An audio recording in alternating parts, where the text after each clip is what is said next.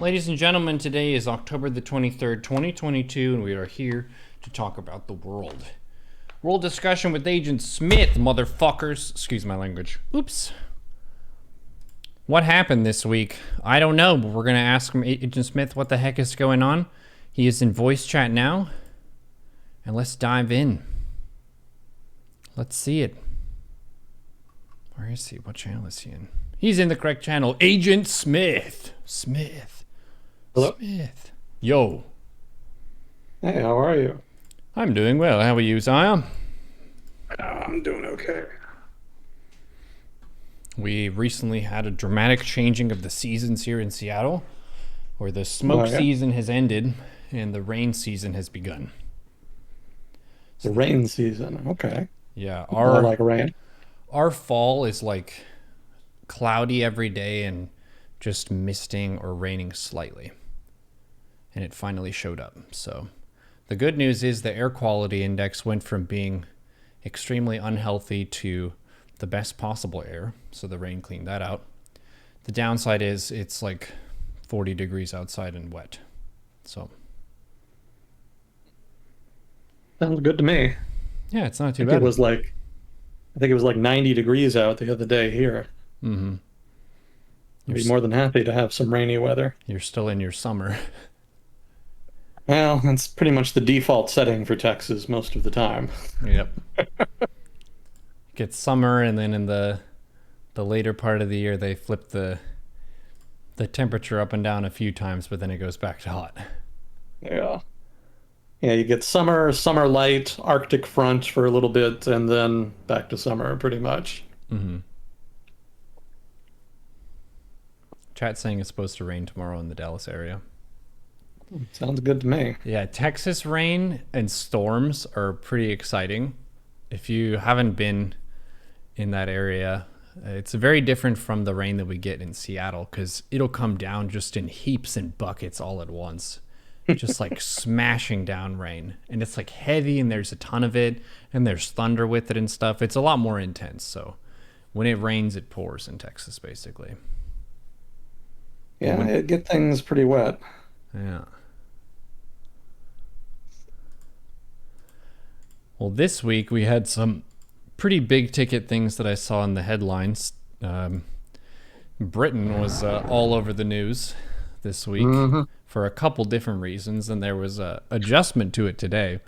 I was a little bit disappointed, but from my layperson's understanding, Britain elected a new prime minister from the Conservative Party, and she had some ideas, and she was moving really fast and basically breaking a bunch of stuff at a rapid pace. And people were getting upset, and she ended up resigning. And there's an individual known as Boris Johnson who a while ago said when he was being unseated from his role, "I'll be back."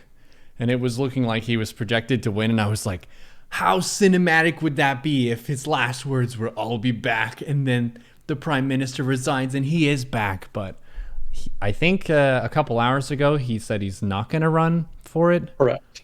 So he's That's out of correct. the contention. So that whole cinematic Cinderella story is not going to happen. Bit of a bummer for people who just wanted the entertainment value of it. But yeah, this is Brexit Arc 9. What's happening in the UK?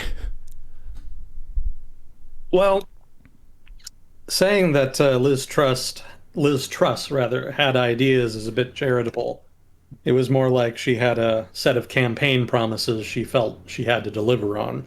You know, when there was a competition, obviously, after Boris Johnson stepped down as PM, and basically the two main contenders after that were Liz Truss and Rishi Sunak.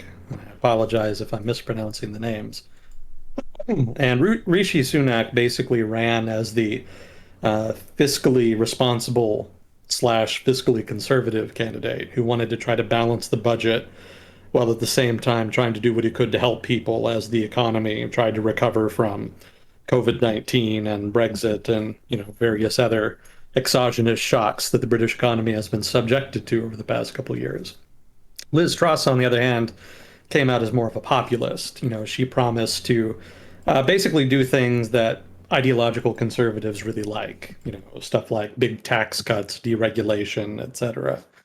So nothing surprising in that sense. But for her, it was just more a matter of winning the competition. If you actually look at Britain's situation, like its finances are not really in a state where they can afford to be cutting taxes and or spending a lot of money. Like right now, there's a lot of debt.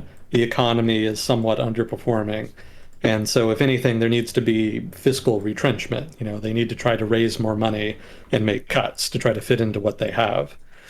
And so Liz Truss's policy platform kind of ran against the grain in that sense. And that's why when she actually announced the mini budget, as it was called, wherein she basically announced all of these tax cuts and whatnot, the markets basically just rebelled. The markets and investors weren't having it. The pound took a tumble, lost a lot of value, and the government had to do a complete U-turn. She fired her finance minister. Well, I guess it's Minister of the Exchequer in the UK. So she removed him. I think his name was Quartung or some such. And he was replaced with a new guy named Jeremy Hunt. And Hunt has basically been given carte blanche as far as fiscal policy in her government, or had been anyway.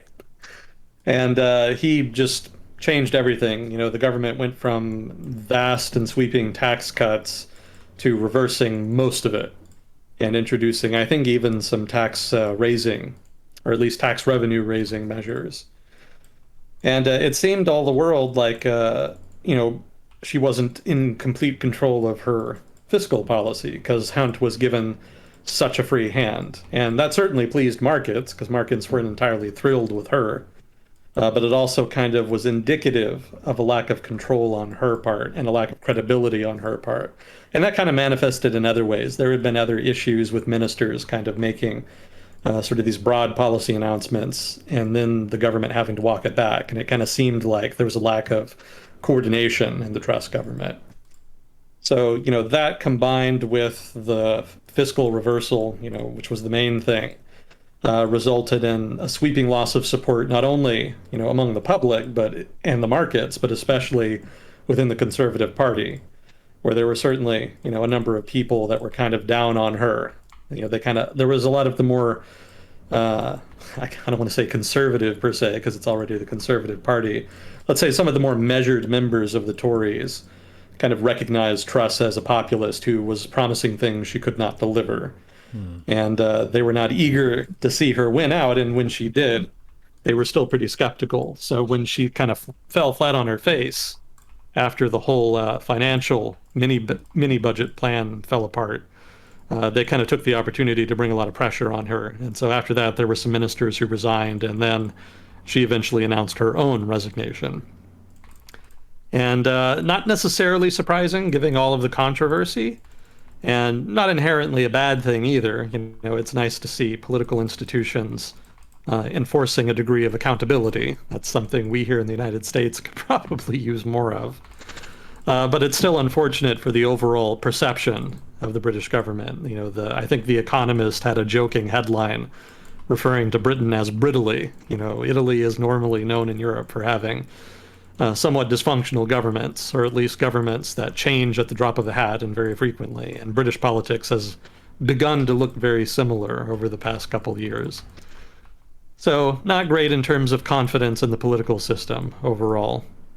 I think she also broke the record for shortest serving prime minister. I did see that, Yeah, the previous record was 119 days, which was set back in the 1800s. And the prime minister in that case, I don't remember his name, the reason that he had such a short term was because he died in office. So he had an excuse, you might say. Liz Truss lasted about 45 days, which is quite the record. It's quite notable, you might say. So we'll see who replaces her. It seems, from what I read, that Rishi Sunak has the inside track. So it looks like even after all of the debates and competition that we saw earlier between Sunak and Truss, we're going to end up with the Sunak prime ministership anyway. So we'll see how he does. But you're correct that the Truss drama has definitely been one of the main items in the news over the past week.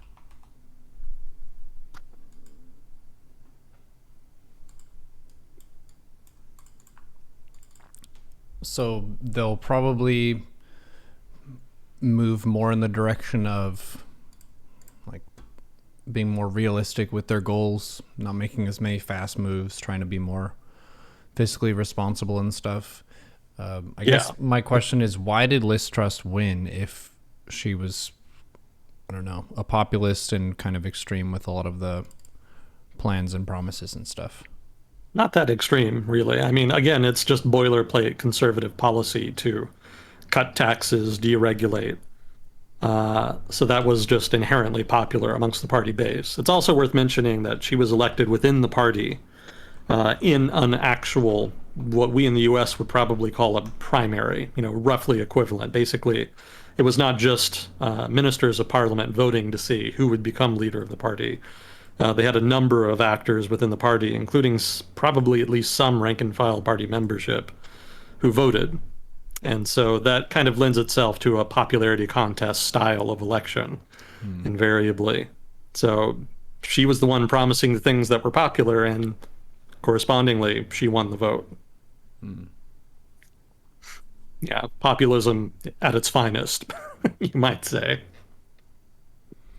Yeah, chat saying that the Tories have drifted more to the right since the Brexit vote. It depends on how you want to define the right. I mean, not only in Britain and also other countries in the West, we've seen a major realignment of politics. So, what we would traditionally consider the political positions and people and parties that comprise right and left have been changing and evolving. So, it's a little hard to kind of just peg this, that, or the other party as exclusively moving to the right or the left. I mean, if you look at populist conservatism in the UK, some of the stuff they embrace is at odds with traditional conservative policy platforms. So, for example, there's definitely been a strain of Euroscepticism in among the Tories over the past couple decades. But in general, they were pro-free trade and very open towards Europe, and were willing, to embrace that side of Britain's foreign policy. But with the populists and Boris Johnson and Brexit, they kind of started to shift against that.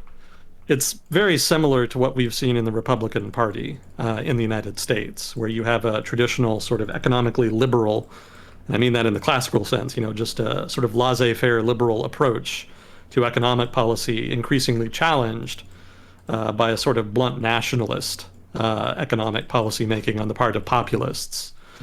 Sort of to a degree encapsulated by Donald Trump, but you can also see it in previous eras of American history, where nativists were more interested in protecting American markets than they were in opening up the U.S. market to international trade, to competition.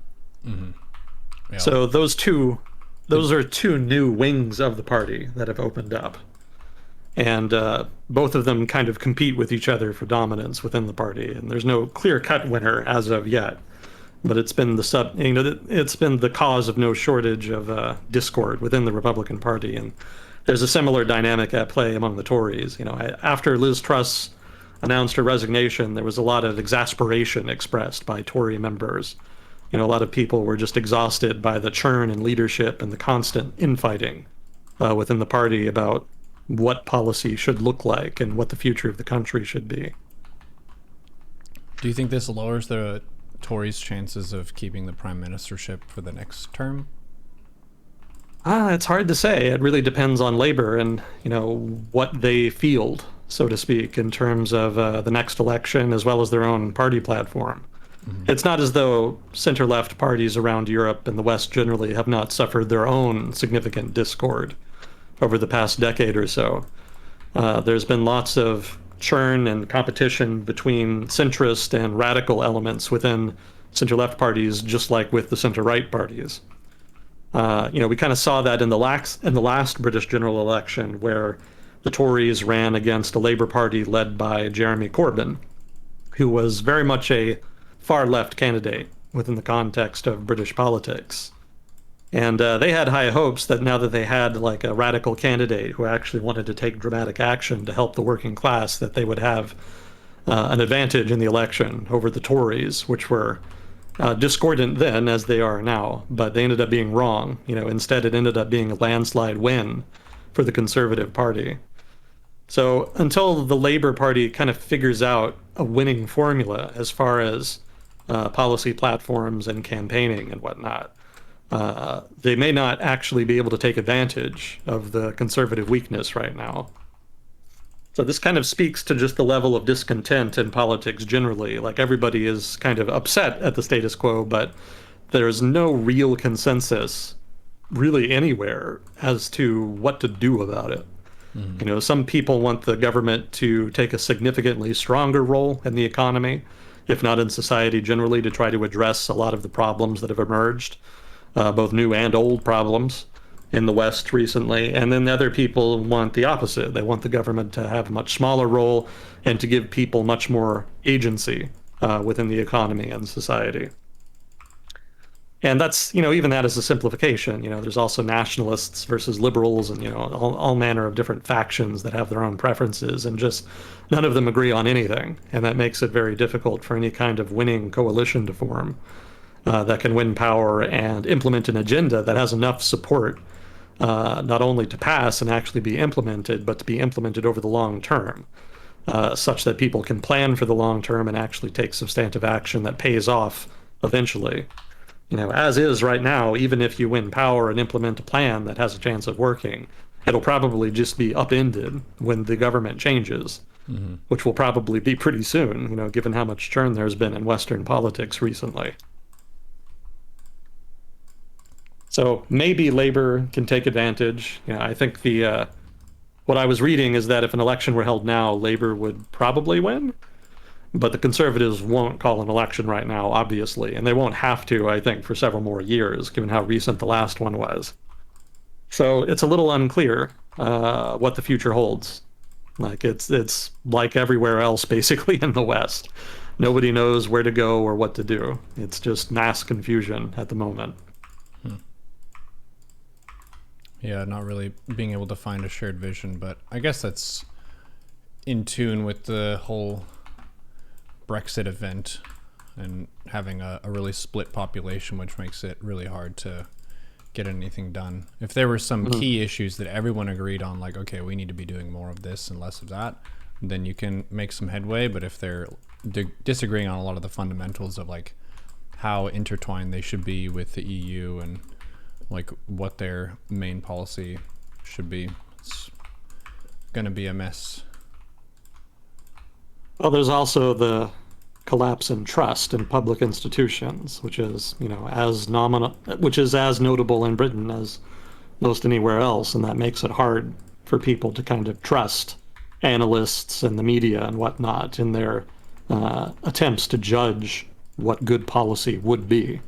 There was lots of people who were saying that Brexit would not be good for the British economy, but nobody really trusted them. There was an assumption on the part of a big chunk of the British public, a large enough chunk to win the referendum, that elite institutions of one sort or another were inherently biased against their interests. That is to say, the working man's interests, more or less, and that if the country were to advance, then those institutions would have to be ignored.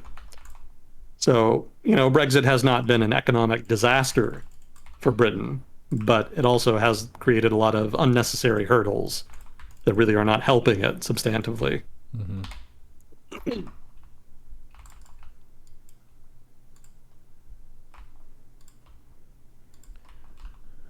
So we'll see what becomes of that. Yeah, one notable item there. I saw a guy note in an article that investment in the UK has basically stopped. Outside investors and domestic firms are withholding investment right now because of political instability, which is not something I would expect to hear regarding the United Kingdom, of all places. That's a new one on me, but that's just a sign of the times, I guess.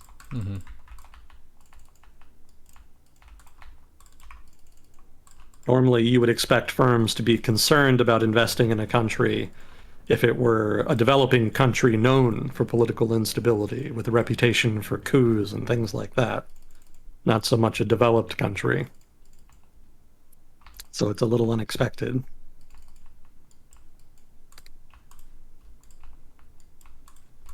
Well, that's something to keep an eye on.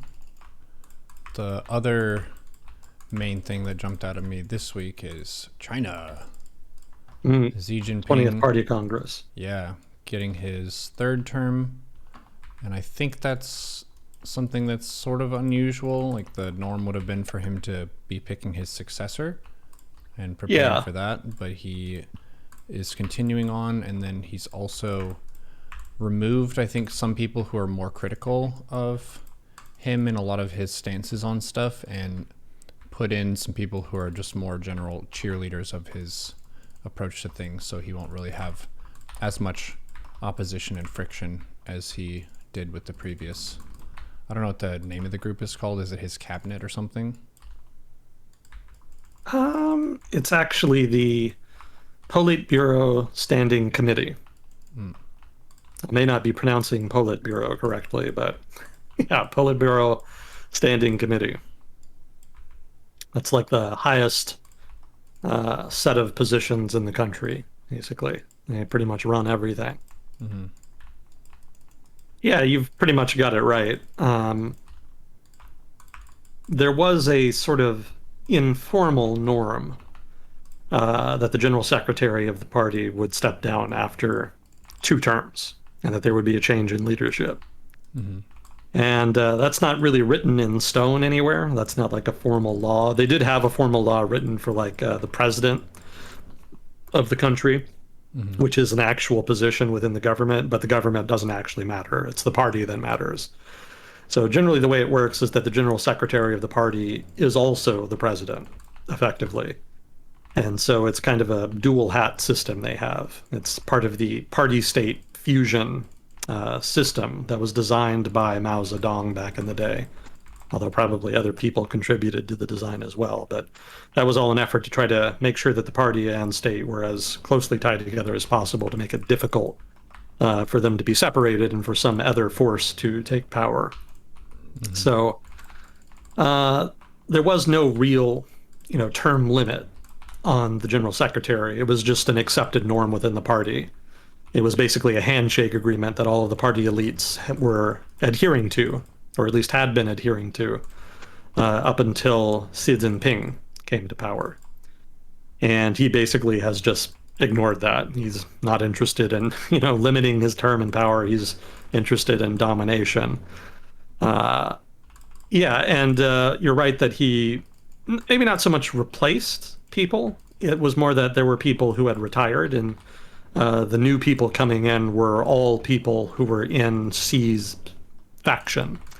The other people were part of other factions. I think one of the dominant ones was a faction that had been led by Hu Jintao, who had been party leader back from roughly 2000 to 2010.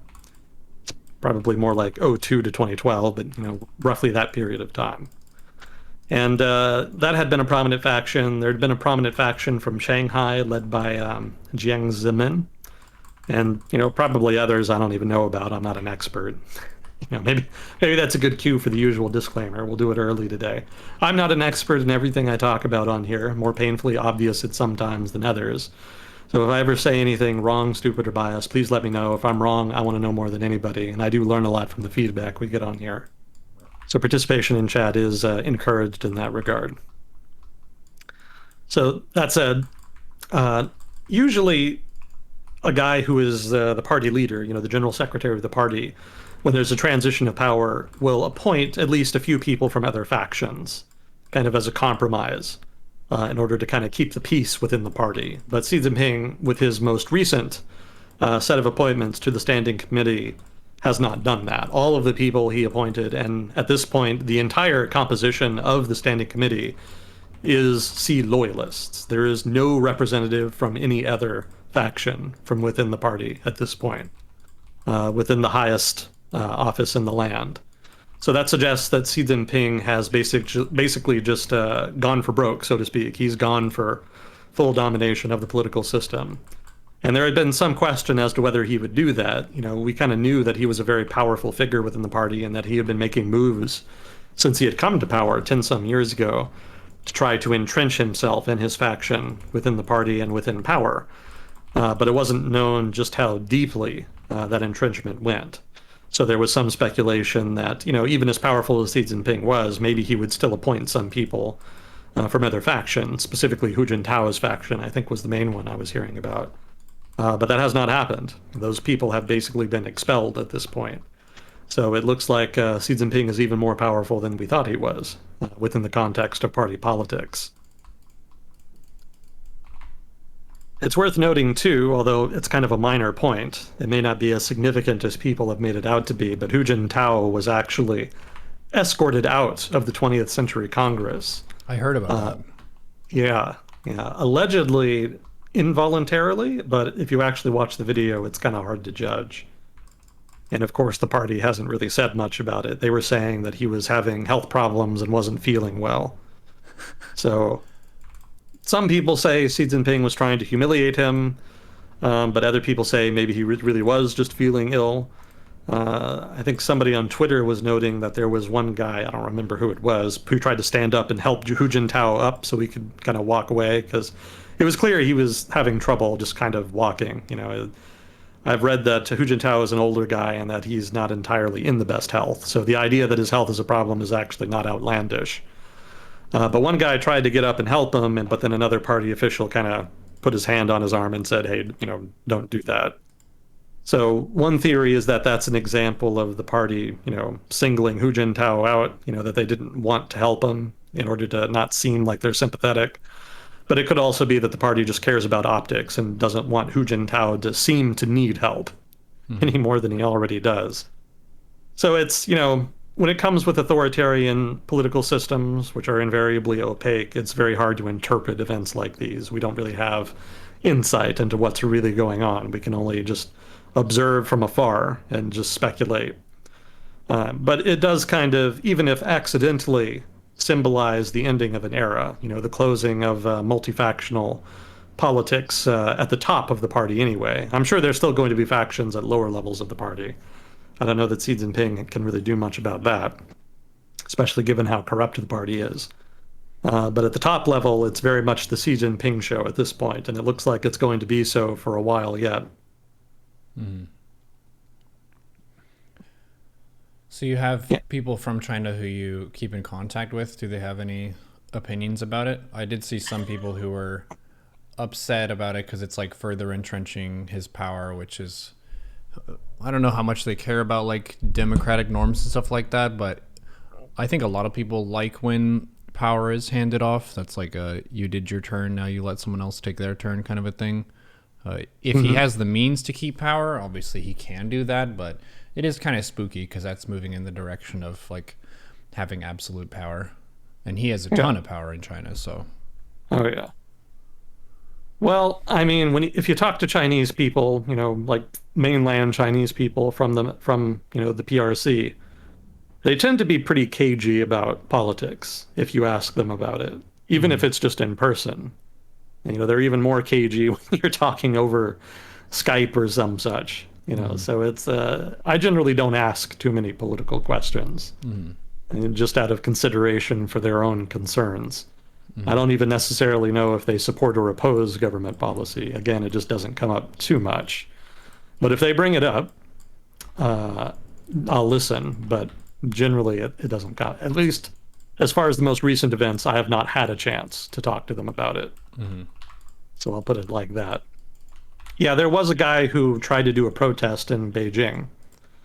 Nobody I know, but like in the news, there was a guy who unfurled a banner criticizing Xi Jinping and especially the COVID-0 policy the Chinese government has been trying to implement over the past some years. And of course, he was pretty swiftly arrested. The authorities don't really appreciate that kind of protest. So yeah, it seems like even though it's not much, the fact that it happened at all is notable. You don't see protests that much of that kind in China. Although as a kind of side note, there actually are a lot of protests in China. It's just that most of them are not about changing the government or throwing out the party. Most of them are more complaining about local officials and local corruption and asking a higher level, a higher authority within the political system to take action. So in that sense, there's actually something like several thousand protests in China every year. Yeah, and But for those, I would guess that the Chinese Communist Party likes those because that ends up putting them in the spot of the rescuer and the benevolent actor who can save them from the local tyrant. yeah, yeah, it's preferable from their standpoint. Although it's not lost on anybody involved that, you can't protest against the national government.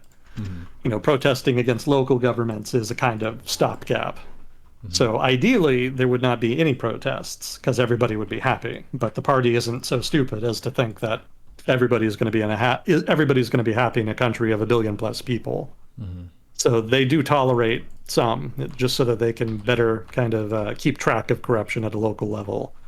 But they don't entirely encourage it either. There have been times when they've shut it down and have ignored them. Some people travel hundreds of miles to bring what are called petitions before the national government authorities. And sometimes the authorities act on them, sometimes they don't. It's kind of hit or miss. Protesting against local corruption is not guaranteed to work. It's more sort of the only option that you really get if all else fails. And it's kind of a Hail Mary pass at that. In other words, a high risk, high reward option. Some people don't even make it as far as Beijing. Some people write up their petitions in their home village and then make the trip, but then they're waylaid on their way. Because what'll happen is provincial authorities will hear about it and then they'll send sort of basically secret police or maybe just paid thugs to arrest them and put them in a secret prison. Yeah, there was a couple stories about that I remember 10, 15 years ago or so. I don't know if that still happens a lot, but I don't know that there would be a lot to stop the authorities at a local level from doing it, so I would assume it does. Yeah, your best defense against predatory behavior by local officials is to know them, to basically have them in your personal network. If you have good guanxi, if you have good networking, you should be okay for the most part. Although there's always a bigger fish. There's always somebody with more power who can kind of stomp on you if they want. But in general, networking is your only surefire way to really protect yourself. Beyond that, you just kind of live at the whims of the authorities. Mm-hmm. Yeah, Chad has a nice comment. Do you support the government or do you strongly support the government?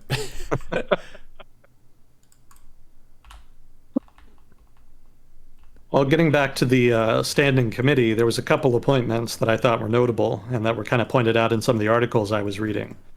One was the appointment of Li Qiang as vice premier. There was some debate whether Wang Yang might get that. Wang Yang had been governor of Guangdong province, and he was seen as being relatively more liberal-minded. There's not really any true, fully blooded liberals in the Communist Party of China. But there are people who have relatively more liberal reformist tendencies. And Wang Yang was considered one of them. So there was some question whether Yang and his faction might get representation. Obviously not. Instead, it went to Li Qiang, who had been the party secretary in Shanghai. And he had been notable for overseeing the big COVID shutdown in Shanghai in 2021, I believe it was. So kind of a controversial pick in that sense. A lot of people were pretty unhappy with the shutdown in Shanghai. But he still went with him because he's pretty loyal. That is to say, Xi Jinping went with him because Li Qiang is seen as a very loyal follower and adherent to Xi Jinping thought, such as it's called.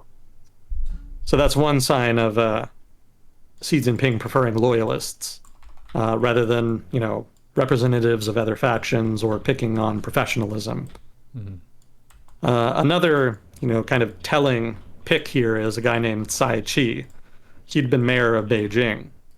And so for him to go directly from mayor of Beijing to standing committee was a significant jump for him. Li Qiang had been party secretary of Shanghai, but he had some national experience. He had some experience with national politics. Tsai Chi did not.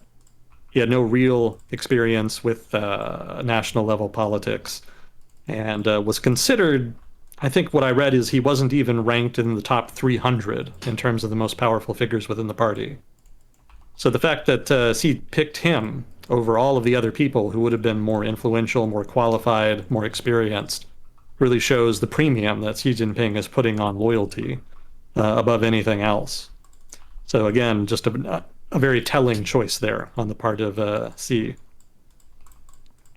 Yeah, we talked about the balance of that before with the competence versus loyalty and how no given person is going to have like the best possible stats in every category.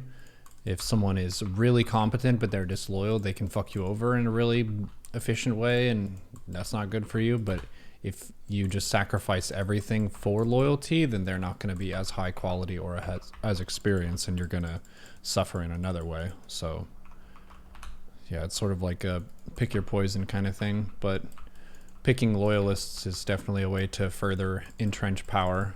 It seems also a way that corruption would also go up, because you're incentivizing just people doing what you tell them to, as opposed to like looking for the well-being of the Chinese people, sort of a deal. Yeah, that's pretty much the gist of it. There's a lot of questions I've read among analysts about what the implications will be here, and whether these new picks will be professional enough to handle the responsibilities that they're going to be tasked with. So the people they're replacing, that is to say the people who retired and stepped down to make room for them, were pretty well credentialed. A lot of them had backgrounds in economics. And the new guys taking on those roles in economic policy making are much less credentialed. So it could be that this is a sign that the government is going to subject economic policy making to political considerations above and beyond objective economic considerations, which will be good for the party in so much as it expands the party's power within the economy, but it's not going to be great for the health of the economy writ large, in so much as there are reforms that are going to be needed not only to stabilize the economy, but also to stabilize the financial sector, which of course has been the source of no small amount of tumult over the past year and change or so. What with the real estate market being how it's been.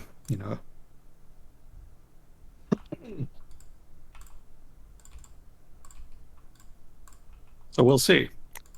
That is an open question. How professional and competent will the new Chinese leadership be? And what will they do? What will their priorities be? Maybe they surprise us and they actually do implement reforms. Or maybe they just say, screw reforms, we're going to tank the economy in order to make sure that party objectives and priorities are top of the list. And then maybe throw in an invasion of Taiwan just to spice things up. Who's to say? Yeah. Yeah, the experts will be as surprised as anybody if they do. It's not great news for the global economy either. If there are going to continue to be intermittent shutdowns and lockdowns within China, then that really suggests that China may not be the economic counterweight to the United States that would be helpful in the event of an economic downturn in the United States. If the U.S. had a downturn, China possibly could generate enough economic growth to at least mitigate the effect on the global economy. But right now, they can't really do that. The economic growth in China right now is somewhat muted. And that means that they can't really be the buyer of last resort they ended up being in 2008, in effect. It's also hurting them in terms of supply chains. There's a lot of investors who have historically had supply chains tied up in China who have grown increasingly concerned about Chinese government policy vis-a-vis COVID. It doesn't help that relations with the United States have been, kind of deteriorating over time, and that there's kind of a on and off again perpetual trade war that's been propagated by both governments. That's obviously introduced a degree of uncertainty and instability that a lot of businesses don't like. But the prices were still sufficiently good that a lot of companies had still been maintaining their investments in China. But the COVID stuff has kind of changed things. It's one thing if there's geopolitical risk, or if the Chinese government is putting pressure on you to, give up technology or something. But at the end of the day, if the stuff you're ordering cannot get to you in a timely manner, that's different. Like before, even with all the bullshit, your stuff would get to you. Now, that's not guaranteed. You never know when a factory could just arbitrarily be shut down for months at a time. So that's resulted, I think, in a much more dramatic rethinking, strategically speaking, within the international business community as far as supply chain ties to China.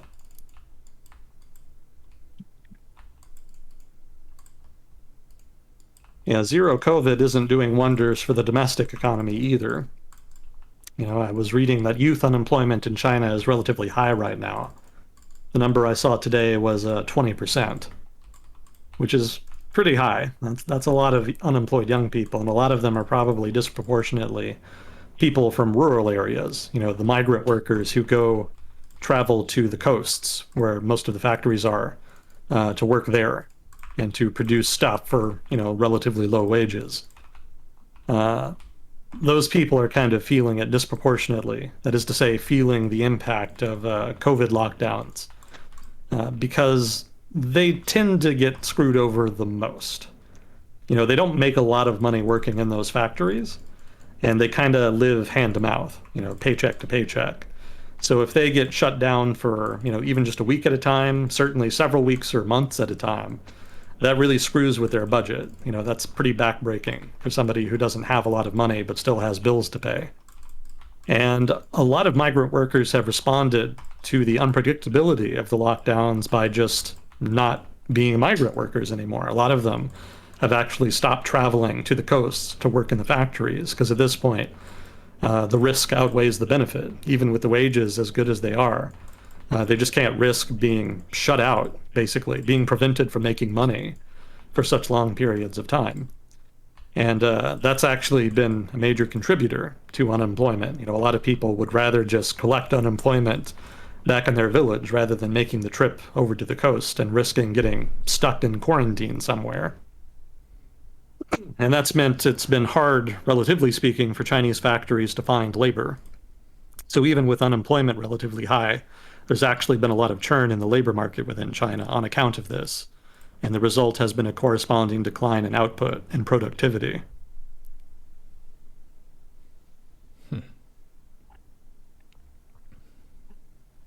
Yeah, the party cares more about migrant workers because they're a little harder to coerce.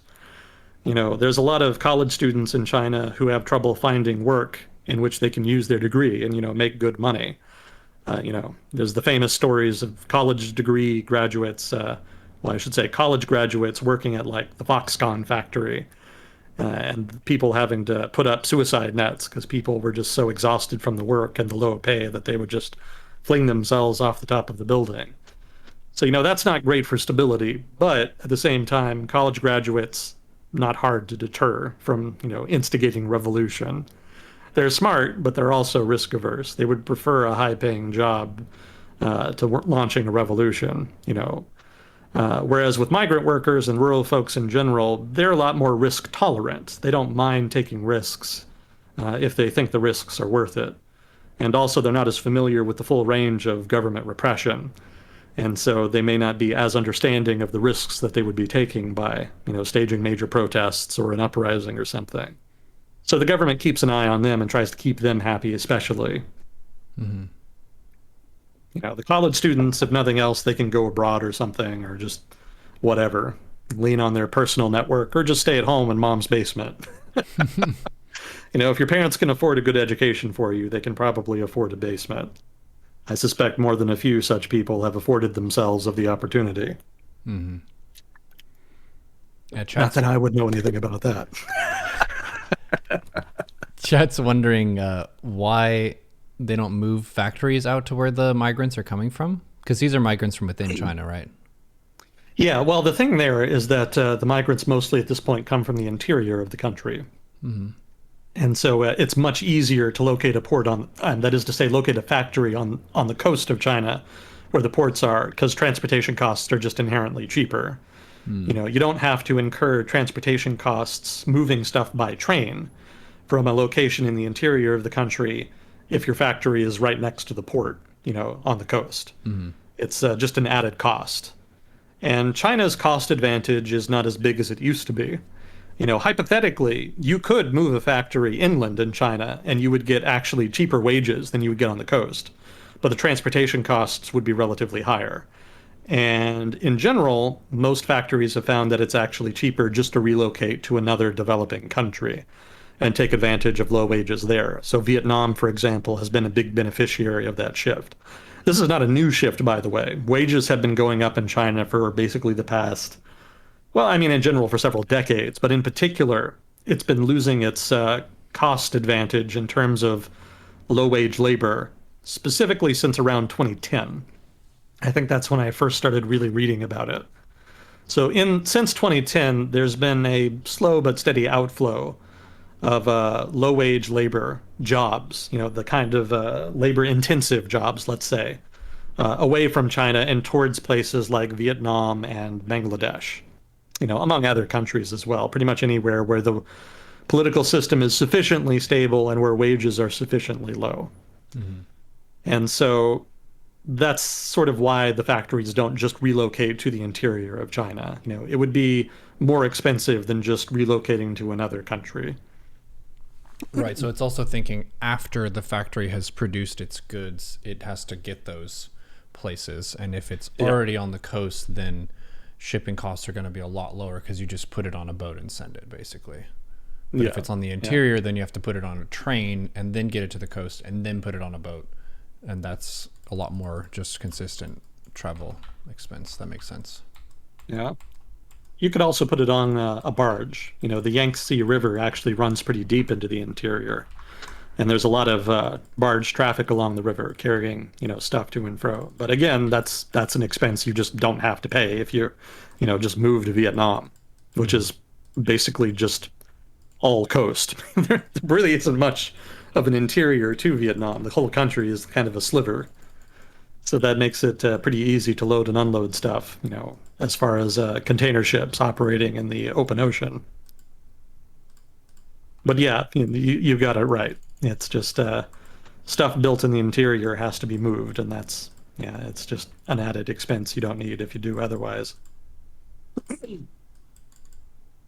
So yeah, all those migrant workers in the interior, their options are a little bit limited. There has been economic development in the interior. Wages have gone up there too. They just haven't gone up as much as they've gone up on the in the coastal regions of China.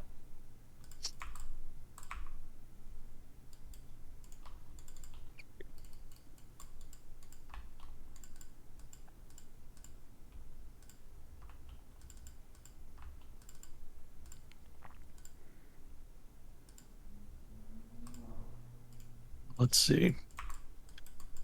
I had a thing I was going to send you. You might have seen this on Reddit earlier. This was footage of a Russian pilot being shot down and ejecting from his aircraft. Mm. And the footage was shot from his he apparently had some kind of helmet cam on. So it's a first person perspective of what it's like to be flying in an aircraft that gets shot down in a war, which is not something I think I've ever seen before. It's pretty wild. Pretty intense day at the office, that one. I didn't see the video, but I did see the headline. Yeah, I stuck that in Discord for you. Nice. Well, let's see. I guess we could just do some Ukraine stuff. Sure. I'll run it. Just to kind of update on that. Did we talk about the drones from Iran last time? Mm, I don't think so. I did see that headline, though, as well. Well, the Iranians have been either selling or giving, I'm not sure which, drones to Russia for use in Ukraine. Mm. They're Shahed 136. At least that's what I read. They're pretty simple drones. Well, actually, they're not drones, are they? They're actually technically loitering munitions. That's the correct term, I think. The media has been calling them kamikaze drones, but that's not technically what they are. Loitering munitions would be more accurate. If you don't know what a loitering munition is, that basically just means it's a missile, effectively, that is not fired at a specific target, but which is fired into a general area in which it'll fly around, maybe in circles or some particular pattern, until it finds a target or until a target is designated for it. And so Iran has built some of these and has given them to Russia because Russia has kind of been running out effectively of its own drones. They can't really produce a lot of their own, or certainly not as many as they need. And so they've turned to taking on some of these items from Iran as a result. Some people online were joking that Russia has become a proxy in the Israel-Iran competition, in the Middle East. The Israelis were not particularly thrilled about it, but they also don't want to antagonize Russia too much on account of the situation in Syria. That's kind of its own conversation. But yeah, there was some talk in Washington that there would be new sanctions on Iran to kind of punish them for this, although I'm not sure what else we can sanction them with. We've already pretty well sanctioned Iran to the hilt. So I'm not entirely confident that we have much that we can use as leverage on that count. So I suspect what actions to be taken will be mostly symbolic.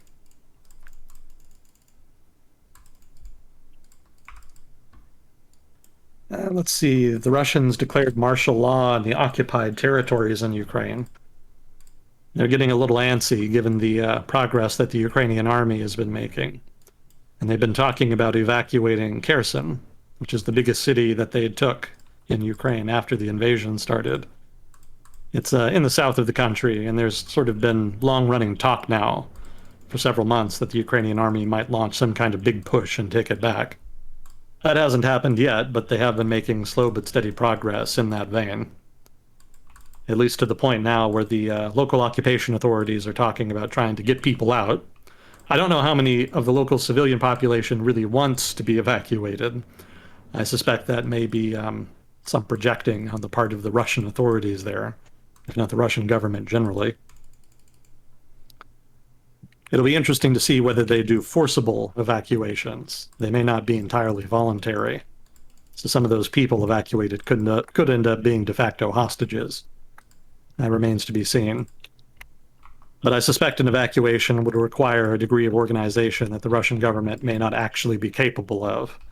I can't say I or much of anybody else has been particularly impressed thus far with their ability to organize. So maybe it's a moot point whether they forcibly or voluntarily evacuate people. Something to keep an eye on.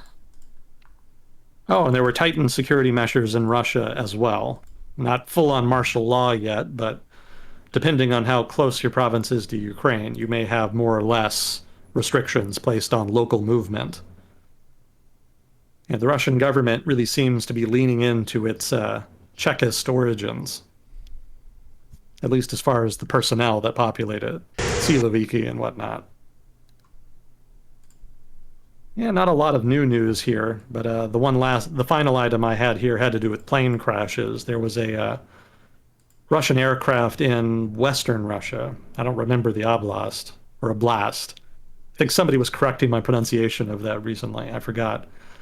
But basically a western province, which was close to a major Russian airbase, saw a Russian Su-34 crash into an apartment building, killing something like 15 people. And then I think just today, or maybe yesterday, there was a Su-30 that crashed in the city of Irkutsk, which is in the Russian Far East. In this case, they crashed into a two-story house. No civilians were killed, but both pilots were killed, unfortunately. So not necessarily indicative of anything. I don't know that they crashed because of sabotage or something, although that is hypothetically possible. But it's not a good look for the Russian military. Certainly the U.S. military has its share of crashes, but in this case, Russia not looking too good losing premier combat aircraft, in the middle of a very ferocious war in Eastern Europe. I have the video. Getting frozen for a bit. Okay, let's turn the volume down. Holy crap. A little bit loud here. It's pretty quick. Yeah. So plane's kind of out of control. Pilot is out. You can see the parachute. And then you see the plane just heck it explode in the field. Land on the ground.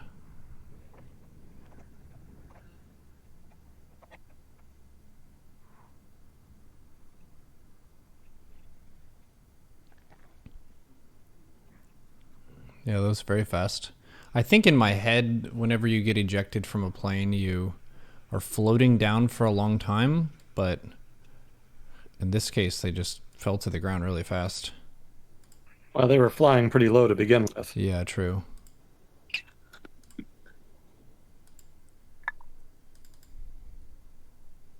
Yeah, the Russians have a reputation for producing pretty good ejection seats.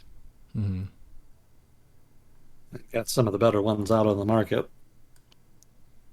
Yeah, chat's saying the pressure on the body is like 30 Gs for an eject.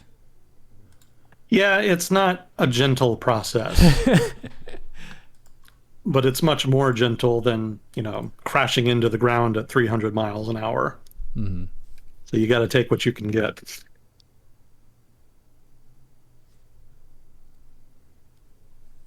What else did I have here?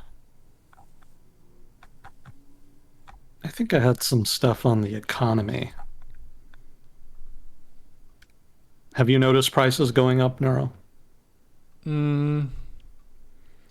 Sort of.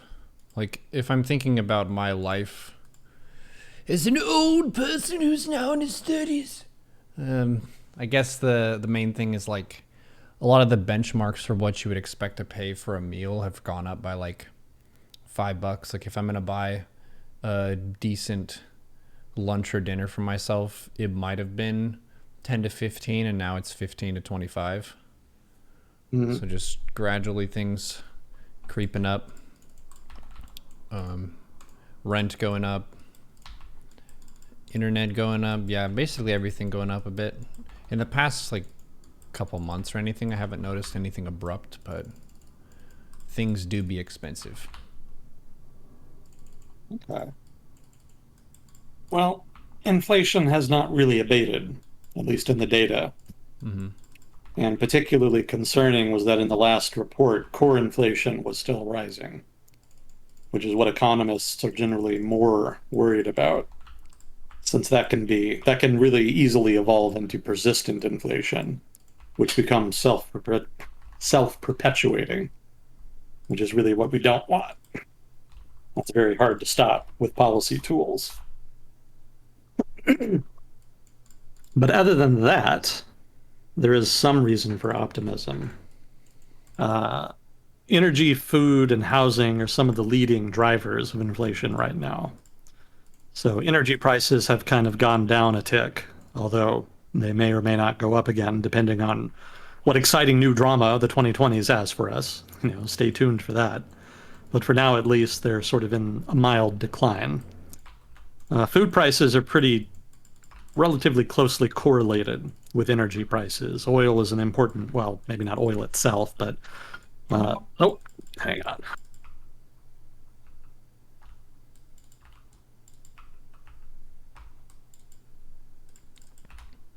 Remember when gas was under $1? I do as well. I remember when I was driving to work, I worked at the Galleria in Dallas at our money exchange and then later Guess. And I remember sometimes when you would go to fill up gas and it would be like 87 cents a gallon. That was a low price for sure. Sorry about that. All good. Somebody wanting to check the warranty on my car. Oh. Don't know why. Well, they wanted to contact you about your car's extended warranty. That happens really often. Normally they don't call this time of night. Normally they bug the shit out of me around noon. So that's unusual. Anyway, yeah, energy, food, housing. So energy's come down a tick. Food is pretty tightly correlated with energy, so that's also trending downwards a bit. Uh, Housing is kind of trickier. That's still quite high, relatively speaking. But interest rates are going up, and prices have not gone down yet. Rents and housing prices, that is to say, but volume has gone down. People are not really selling at this juncture. Maybe some people want to buy, but it seems there's some skepticism there, or at least an inability, given how much higher rates are getting. Regardless, trading volumes are down, which could presage a fall in prices. It remains to be seen.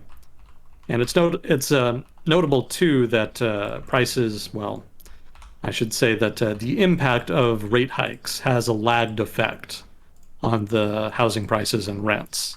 So even though rates are much higher and have been getting higher for several months, it could take some time for the effects to translate into lower prices and rents. So there's signs that there's some relief coming in that area eventually, but for now at least, still relatively high. And I already mentioned core inflation still high, so there's that as well, but that's not necessarily a good side. Well, that's not a good side. But as far as energy, food, and housing, there is reason for some optimism anyway. Again, who the fuck knows? The economy is weird. Economists don't fully understand it at this point. It's changed a lot over the past couple decades. So we're not entirely familiar with all of its properties at this juncture. So forecasting is a little bit difficult as a result. But just breaking down the different factors lending themselves to inflation, we can see some of the main drivers starting to moderate a little bit. So make of that what you will.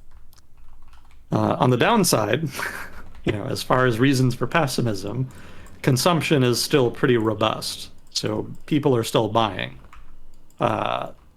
People are having to borrow more in order to do it. That is to say that people are saving less and borrowing more money, which is probably why consumption has continued to be relatively high even as prices have gone up. And that's obviously not sustainable, but for now, consumption has remained relatively high. So that's going to contribute to relatively high inflation correspondingly, unless and until there's some kind of change, some kind of catalyst that can crater consumption to some considerable degree, such that prices can start to fall. Also worth mentioning that supply chain, how should I put it? Supply chain complications, if you like. Insert your own euphemism, but supply chain issues have begun to ease. So, for example, computer chips.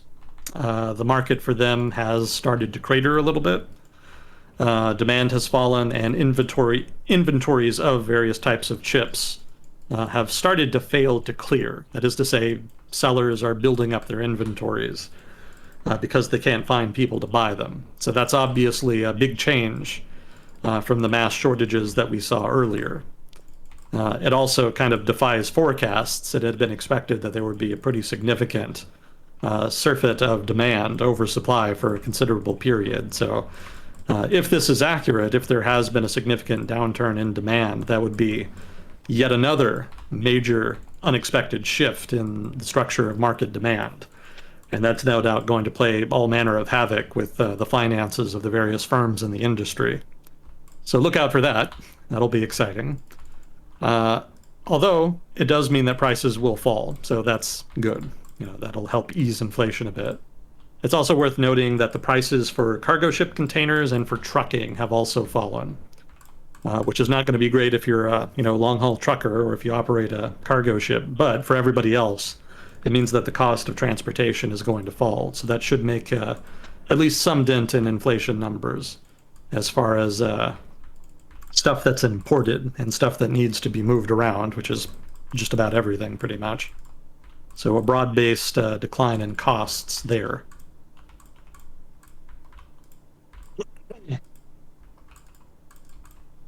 So again, some reasons for optimism, but also some reasons for pessimism. And if that sounds confusing, then congrats. Now you know what it feels like to be an economist in the 2020s.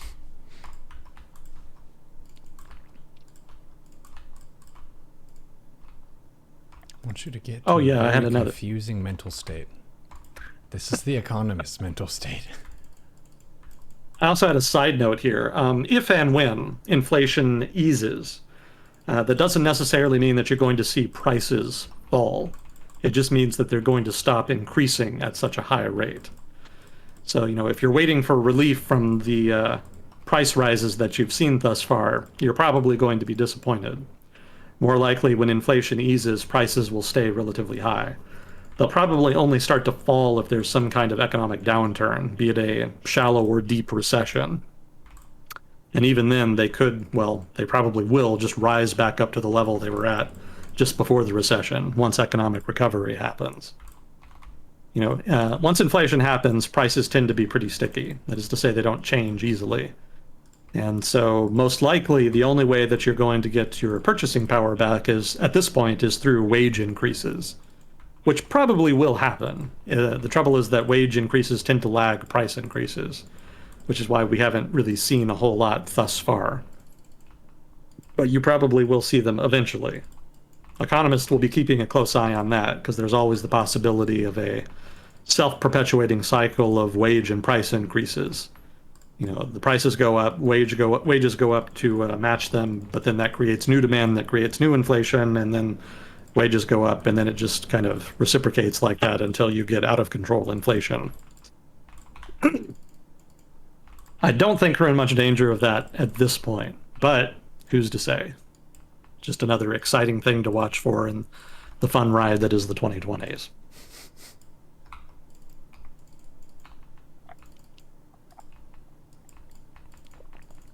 Yeah, and if inflation isn't increasing at a faster pace and wages go up, then relatively speaking, things shouldn't feel as expensive to the end user, which is Yeah. good. Yeah, real prices at that point will, well, maybe not real prices, but it'll feel like the gap is closing. So that's what you want.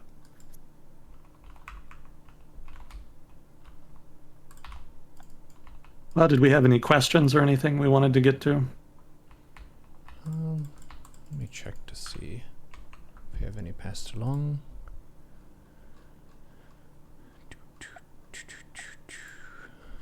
Not yet today.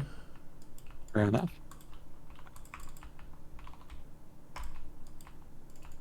Any other hot topics you wanted to touch on? Chad is asking what I feel about the Kanye situation. Yeah, the situation of him not getting the heck out of my news. I don't think I've ever read a headline with his name in it where I was like, "Oh, that's really interesting. I'm glad to hear about that." It's like, why is this up here? People do love their celebrity news. I think he's buying Parler. Is that what I was reading? Yeah, something like that. Yeah, that reminds me that what's his name? Elon Musk is supposedly at this point, trying to go through with the purchase of Twitter. I'll believe It'll be that one when I see it. Yeah, He's been talking about that for a long time, and it seems like he's waffling a bunch. yeah. It's not clear just what the state of that deal is. Markets share your skepticism. Artosis, thank you for the raid. We got a big one. We're doing a world discussion time where we talk about current events, foreign policy, economics, and history. So if you have any thoughts or questions about recent events and news, feel free to ask them in the chat. I see lots of emote posting and ayayas and so on. All of those will be taken into account as we discuss things. I have my guest here with me live in voice, so if you hear another voice that's not me, no, it's not a recording. This is a live conversation of which you can take part as well. Oh, Yes. not the best timing. I wish I had better prepared stuff for everybody. Don't worry. They're posting like Mario erotica stuff, so you don't need to work super hard to impress them. And they're used to being teased, so it's okay. Welcome, lovely Artosis viewers. Oh, God bless the internet. May your memes stay ever dank. nice space race here. Yeah, we've been doing this segment for a few years now. We used to have these kind of conversations in college together. And one of the things that was really refreshing for me and for other, like, just general guests and stuff that we would have over at the apartment and stuff was it's nice to be able to just talk about stuff and not have things boiled down to just the left and the right screaming at each other, which can get kind of exhausting and it doesn't really help you make any forward motion.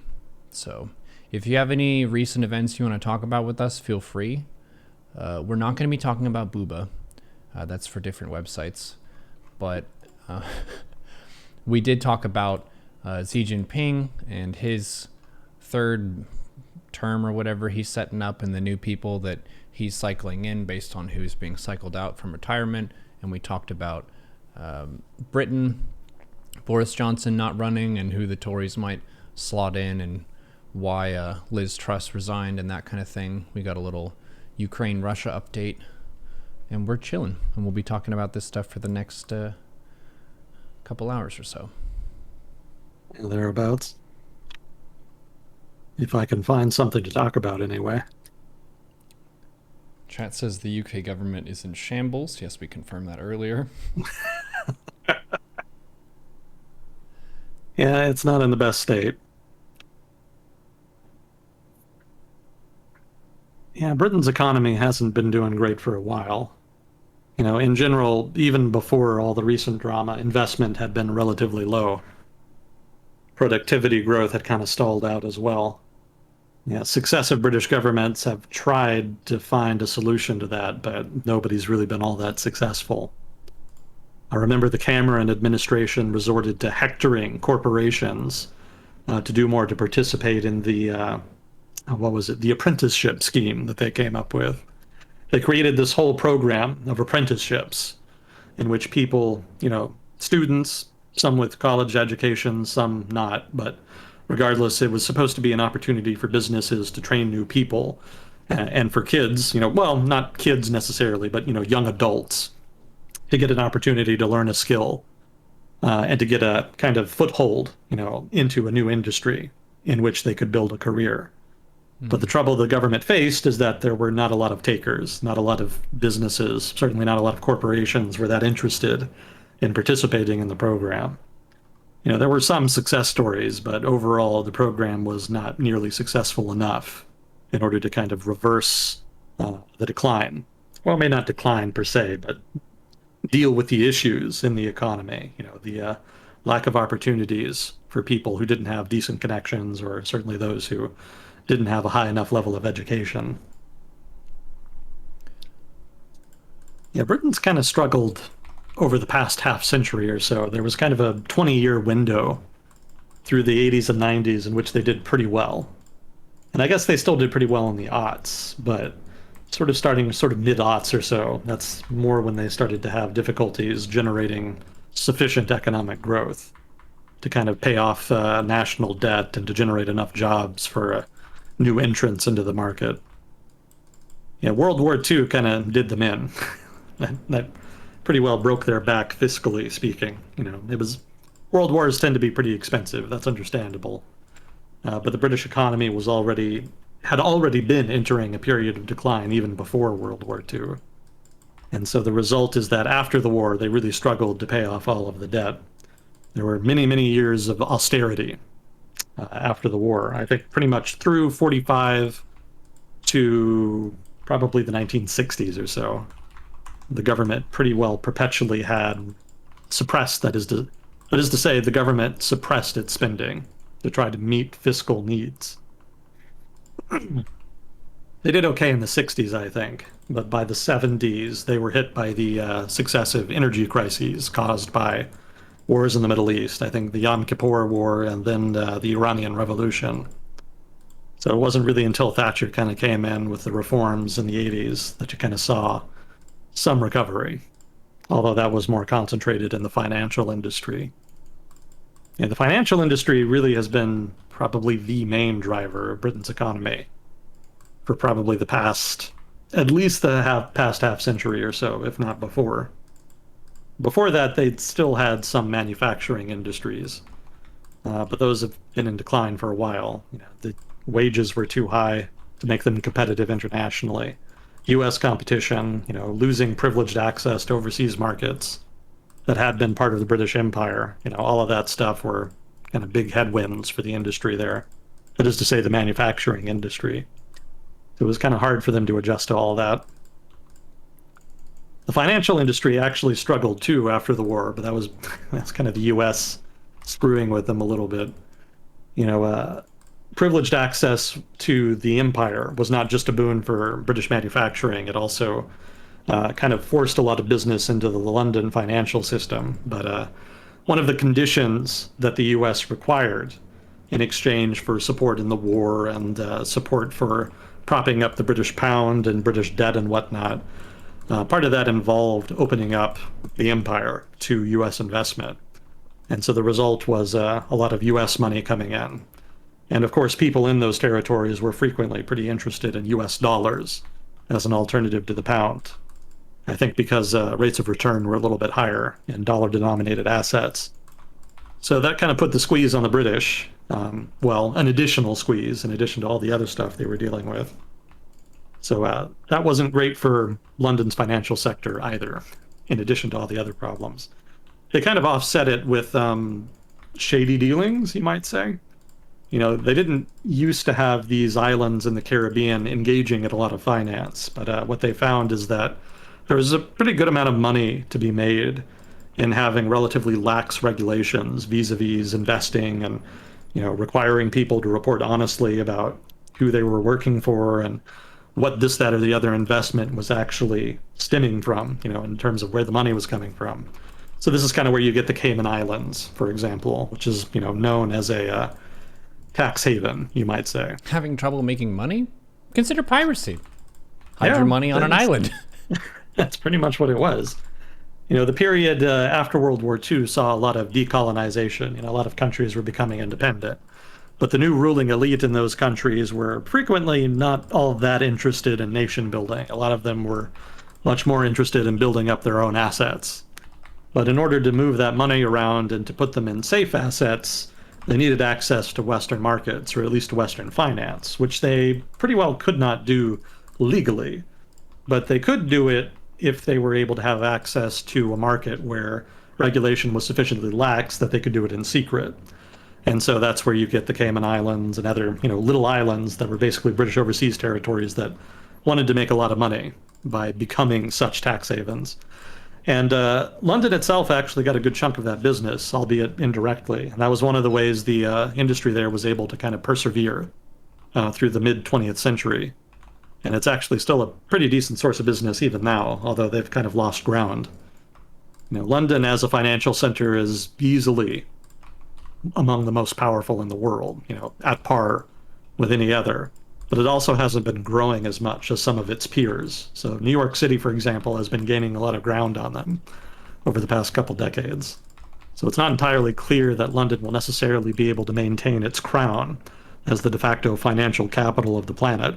What does it mean to be the financial capital? Like people are making their trades there? It's just like a good place to do your financial business?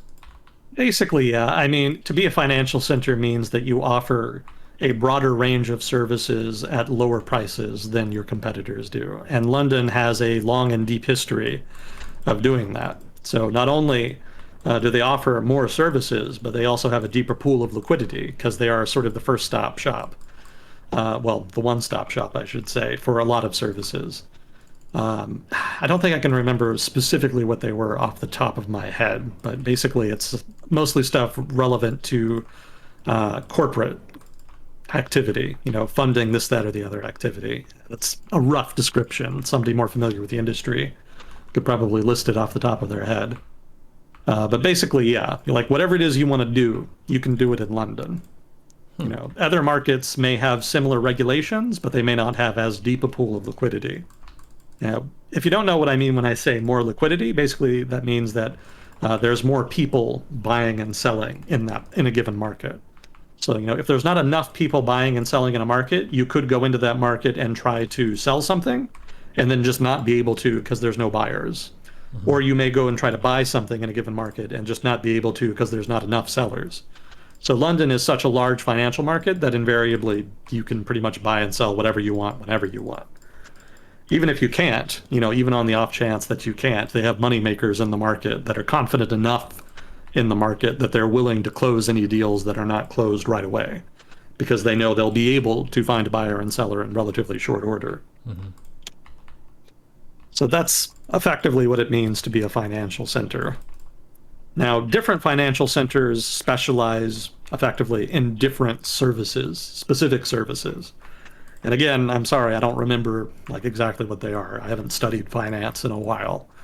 But London specializes in certain services. New York City has an advantage in others, and then Hong Kong specializes, I think, more in like regional investment in East Asia. I think that's their main cost. I think that's their main comparative advantage. But there's probably others as well. Again, I don't have a background in finance, so this is all sort of secondhand knowledge just from stuff I've read. But London has definitely managed to maintain its hold on global financial markets. Like there's just a lot of stuff you can't do anywhere else that you can only do there. And they offer, very good prices. When I say prices, I mean like rates of return, interest rates, stuff like that. So, if you're looking to invest or something, it can be hard to beat London, depending on the securities that you're trying to invest in. So that's why so much of the world's savings ends up in London or New York City or one of the other financial services. The financial fees paid in those cities are a kind of de facto tax on the commerce of the entire planet. No surprise then how big those industries are and how much money they generate. So that's helped Britain's economy a lot, that they've been able to have that industry there as an economic driver. And it was on shaky ground after World War II, but they were able to find new business. Not all of it savory, but they were able to find enough to maintain London's hold on global financial markets. And in the 80s, supercharged it. The 80s, with all of its deregulation and whatnot, that really helped the financial sector in particular. The impact on the manufacturing industries of Britain was more mixed. I didn't get the impression that they made out nearly as well. But the overall impact on GDP numbers was positive. So through the 80s and 90s and part of the aughts, they were able to ride that out. But now they're kind of in the realm of diminishing returns. The financial industry doesn't return as much. The manufacturing industry doesn't really employ enough people. It's really a services economy now. And because finance was the cornerstone of it, the struggles in the financial sector have kind of translated to overall issues with economic growth. They kind of need some other stuff going on. They really need to diversify. But thus far, the stuff the UK has managed to specialize in has been sort of more niche stuff at the premium end of various markets. It's not that they don't have any manufacturing. They actually manufacture really high quality stuff.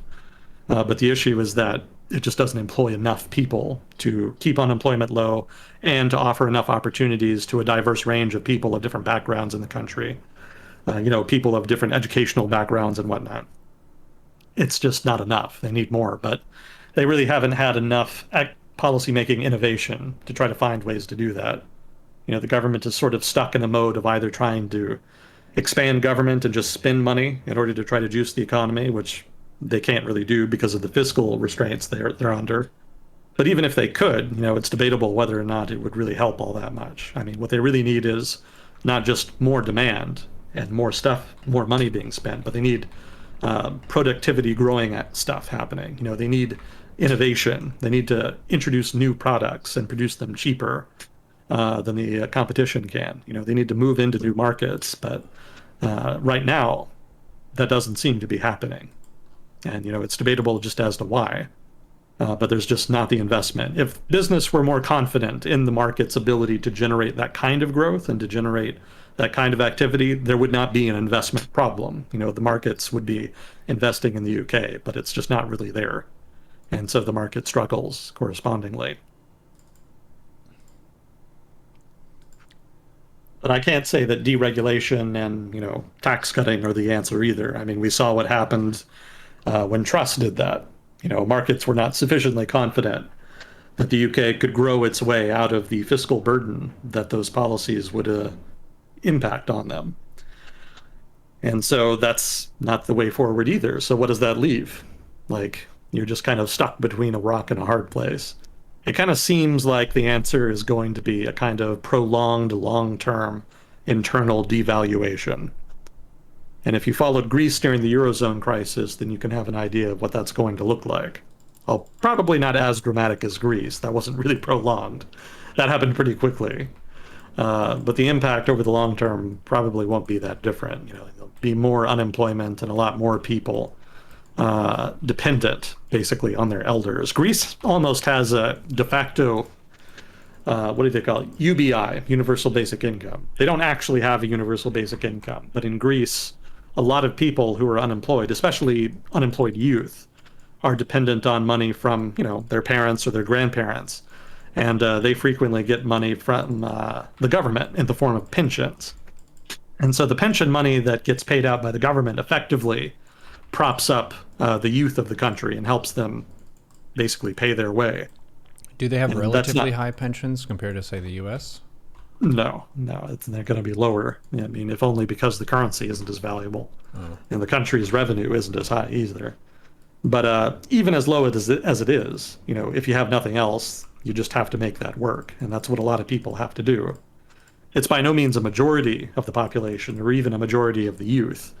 But given how high youth unemployment is, it's a pretty important crutch, so to speak.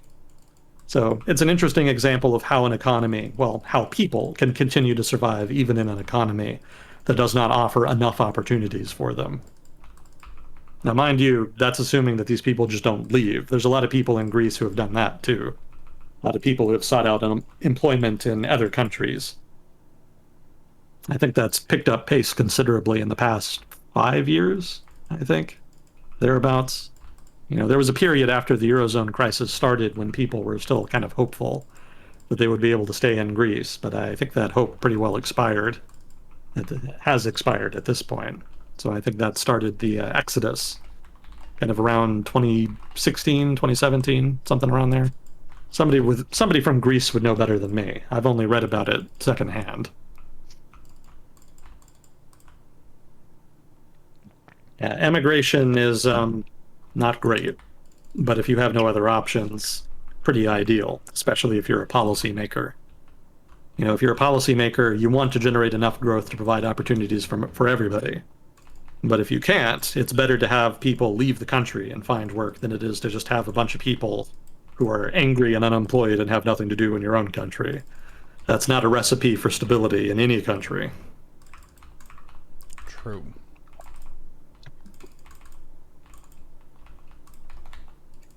We do have some questions being passed along.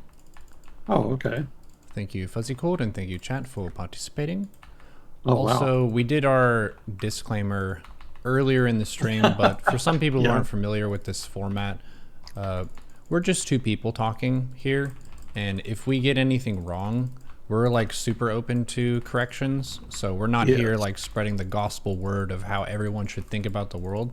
We just have a limited perspective and everyone has a bias. So if you have a local perspective or you have expertise in an area that we're talking about and we get something wrong, absolutely feel free to weigh in and correct us, because that's one of the things that our guest here, Agent Smith, will do sometimes is he'll read the chat after, and if you have any specific things, like he gets a detail wrong, he gets someone's name wrong, he just like has a report that ended up being incorrect, we'll follow up for future episodes and let the listeners know kind of what we messed up. So it's meant to be an interactive segment, and we're not here claiming that we know everything about stuff.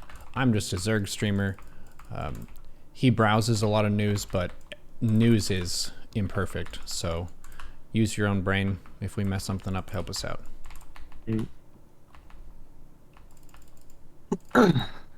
Well, I guess the first question here, with Europe going through a major energy crisis for the next 2 to 3 years at least, can German industry maintain its competitiveness? And if that collapses, what does that mean for the euro? Doesn't German industrial capacity underwrite the entire EU economy? The German economy is very much the engine of the European economy at this point. There's not a lot of other major drivers kind of lying around. The French economy has been struggling for a while, and the British economy has been going through its own dramas, some of them self-inflicted, but Like I was saying before, there's just an inability to kind of find alternatives to the main financial driver. I mean, the main economic driver in the form of the financial industry. So yeah, German manufacturing definitely sort of carries the load there, economically speaking, in Europe. But I think it can maintain its competitiveness, but it's going to take a lot of private-public partnership, a lot of cooperation between government and private entities. The government has been going out of its way to plan for a cutoff of Russian natural gas. And they think that they can minimize the damage by rationing, basically. And their plan is to prioritize the most important industries. Now, I think the highest priority are households. I think that's what I read in Der Spiegel, a couple months ago. But beyond households, there's also going to be key industries that are important for producing critical goods that people need and whatnot. But I have to imagine they're also going to prioritize some of the key drivers of the economy just to prevent any kind of economic collapse. There are going to be industries that are somewhere that are going to be less important to the overall health of the economy, who can be rationed out, so to speak, who can kind of be excluded or at least have their gas consumption minimized without significant side effects. So I suspect then, that being the case, that whatever major manufacturing industries are driving the German economy, I think automotive, aerospace, what have you, are some of the leaders, they can get enough priority to continue to be significant producers and to maintain some cost advantage. Even if energy prices do go up and stay up over the long term, I think the German government will continue to support them in the form of subsidies. One of the things the German government has done in response to the current energy issues is to spend hundreds of billions of euros to prop up its industry. So, if they go to rationing, that'll be in addition to subsidies, or at least indirect subsidies. And I think the German government can probably do that for a couple years. The German government has been pretty good about maintaining its fiscal health over time, sometimes to the consternation of its neighbors, certainly within the European Union. But at this point, they've probably got lots of room to borrow money and maintain market confidence. So I suspect for a couple more years, the government can subsidize gas consumption by consumers, specifically household consumers, and by key economic drivers in the manufacturing sector. So that, combined with rationing, should be enough to get them through. It's not going to do wonders for their GDP. I don't expect continued large economic growth or anything. But it won't be like a collapse. They should be okay, I would presume, unless I'm missing something. There's certainly hidden bottlenecks somewhere, I'm sure, that we won't know about until they explode in our faces. But yeah, for now, I have some confidence that they'll be all right. And by extension, I imagine the euro and the overall European economy will probably also be all right. Let's see. If I ever don't answer a question to your satisfaction, or if I miss the point of a question because I'm dumb, feel free to reiterate it. I'm happy to come back to it. So let's see. The next question was, how did London build this financial sector just left over from the old empire? Yeah, that's pretty much it. They were able to, well, that's not entirely fair, though. I would say that from what I've read, the British financial sector became world class. It became a world leader because of the empire. Certainly privileged access to all of those markets, and the role that London played in financing the industrialization of, say, the United States, or the construction of the railroads in India. All of those definitely were big boons to the British financial sector. But it was already an important financial center even before that. London kind of emerged as an important financial center probably in the late medieval period. I'm not super familiar with the relevant history of that particular era of British history, but I remember London was one of the financial centers competing with, say, Amsterdam and other sort of ports in the region for a long time. Amsterdam was easily the leader. Nobody could hold a candle to Amsterdam for hundreds of years as a major financial center. But London did try to compete. And they did get their fair share of business in the region as a result. So London kind of emerged as a financial center in that period, sort of, I want to say 1400s, 1500s, kind of around there, the early modern period of European history.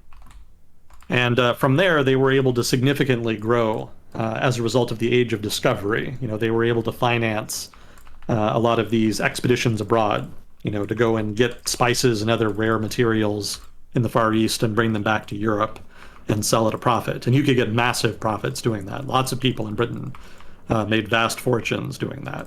And, the same could be said for the Dutch, Amsterdam.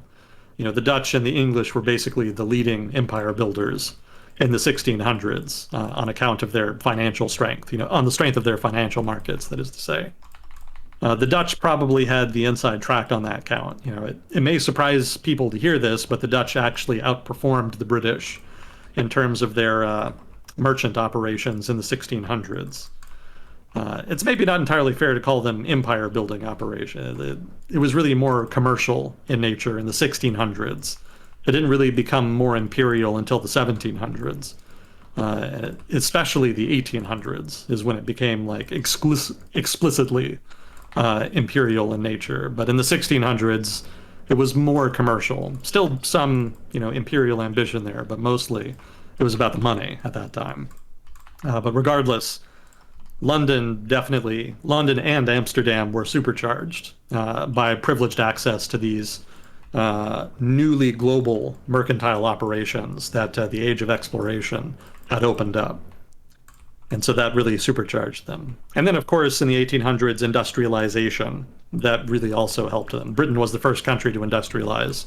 So that also gave British finance a big advantage. They had a lot of money coming in from that as well. So industrialization, early commercial dominance in the early modern period, and the British Empire, all of that fed into London's dominance as a major financial center.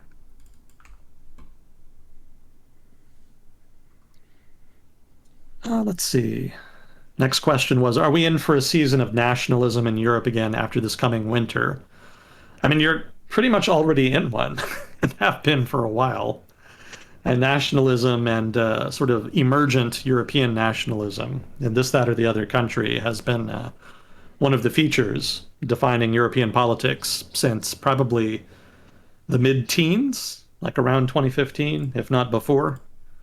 So that's kind of more of a trend at this point than it is something to be worried about in the future. That's already happening.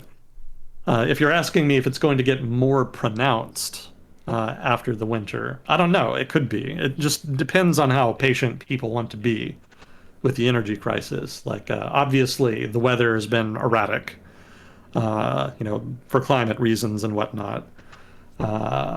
And of course, the energy crisis stemming from the war in Ukraine has introduced a lot of difficulties for people. So whether or not people are going to blame their governments for that, or if they're going to blame exogenous factors and give their governments a pass, that's an open question. Even if people are sympathetic to Ukraine and whatnot, it could be that they just run out of patience, over the course of the winter. And at that point, you could see significant discord, protests, possibly changes in government policy. But I haven't seen evidence of that yet. There have been some protests in Europe vis-a-vis inflation, energy and whatnot, but they've been relatively small thus far. So until they start to snowball, I'm going to assume that governments in the region are going to have enough support as far as supporting Ukraine and trying to separate from Russian energy to continue to do so for the foreseeable future. Again, that could change, but for the moment, evidence suggests that it's just going to be a tough winter, but not necessarily anything more. I'm assuming that's the gist of the question. Maybe I'm missing something. So if so, feel free to kind of elaborate. Let's see. To what extent is remote work a threat to financial capital and how businesses have traditionally operated outside the services industry? That's an interesting question. That's an inside baseball question. I would want a lot more experience in the financial sector before I would be confident really answering that with any authority. So the real answer to that is I don't know. I don't know how important working in an office is to traditional finance operations. I would probably have to consult somebody. I would assume it's not that important. I would imagine could be done remotely relatively easily. Although we did have some people in chat the last time we talked about this, in which some people working in the financial industry were saying they had come under a lot of pressure to come back to the office. Obviously, a lot of people were working remotely during the pandemic, but I had been assuming that they would probably continue working remotely even after. But it seems that's not the case. A lot of people in the industry were saying in chat that they were having to go back to the office. So that would suggest that maybe there is something important about working in an office that people working in finance want, or at least people managing businesses in finance want. But I couldn't tell you what that is. So kind of a non-answer. I apologize. Yeah, it's well known that people, if they work from home, are going to be wearing pajamas way too often, and bosses are very grouchy about this. They really want people to get back in the office to support big pants, so people are getting proper denim and khakis and slacks and so on. Yeah. I feel like it's a pretty domain specific thing of like how much value there is in going into the office, and then there's also the human personal value of being around other people, because there are some variations. You have certain people who they get energized by being around other people who are getting stuff done and they love that environment. So for them to go back into the office for them is a boost of their energy and their productivity. And then there are some people who are more introverted and they like peace and quiet and they don't like people walking around behind them and stuff like that. And they're going to be a lot more productive in their own home environment. So one of the things that is like a overall positive from this crazy pandemic that we've had to deal with is it's allowed us to kind of raise that question of how office dependent are these jobs? Because for some people, like, it's a heckin' blessing to be able to work from home, and they would love to just work from home all the time, but they haven't really had the opportunity to test that out. And with lockdowns and so on, that's been a way to test drive that and then see that, hey, actually a lot of these industries basically run the same as well as they did when we were working in the office. So why even go?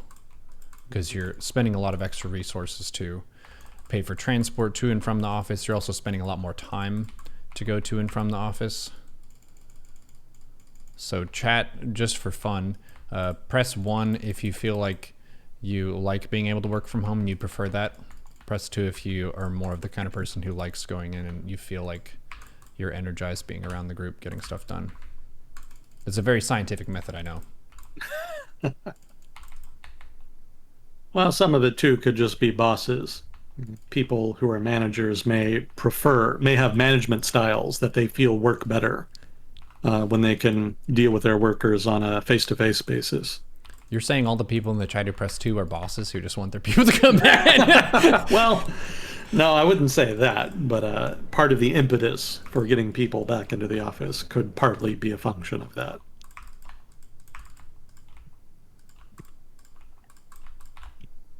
There are some people who are saying they like the choice of being able to pick between the two. Gives you more control as a worker, makes sense. Yeah, it was interesting too seeing my situation as a broadcaster and content creator and how that was impacted by the pandemic. And I was describing it as basically you have more people who had more free time to watch, but because people weren't making as much money, they weren't like as generous with their support and stuff, just because what I do is an entertainment gig rather than like one of your utilities or primary needs that you would meet. So it was like maybe a plus to viewership, a minus to subscribe per viewer kind of a thing. But thank you, chat. We've been able to keep the show on the road throughout it. Blessed.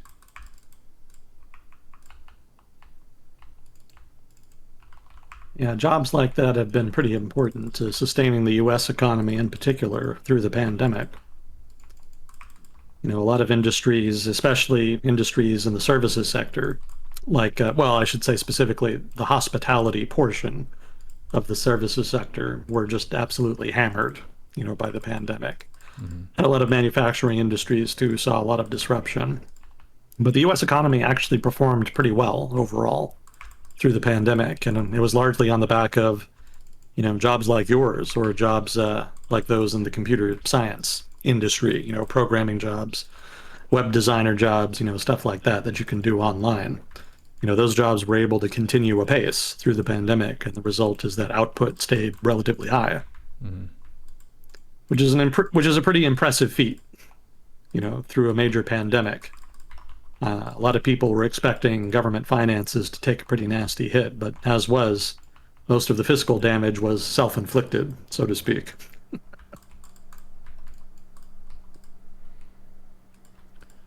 Yep, we'll see what happens. But I like the idea of people having more choice and more autonomy in how they work.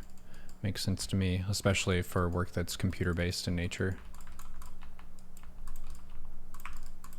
There's always that suspicion, though, too, like taking it from the boss's perspective of, well, if they get to work from home, are they not just going to like be super lazy and not actually get as much work done? So there is that productivity question, and I would guess that it would take a decent bit of time to really measure that and see if people are more or less productive if they can work from home on average. And then it could vary based on the employee as well, like based on the introvert extrovert thing I mentioned.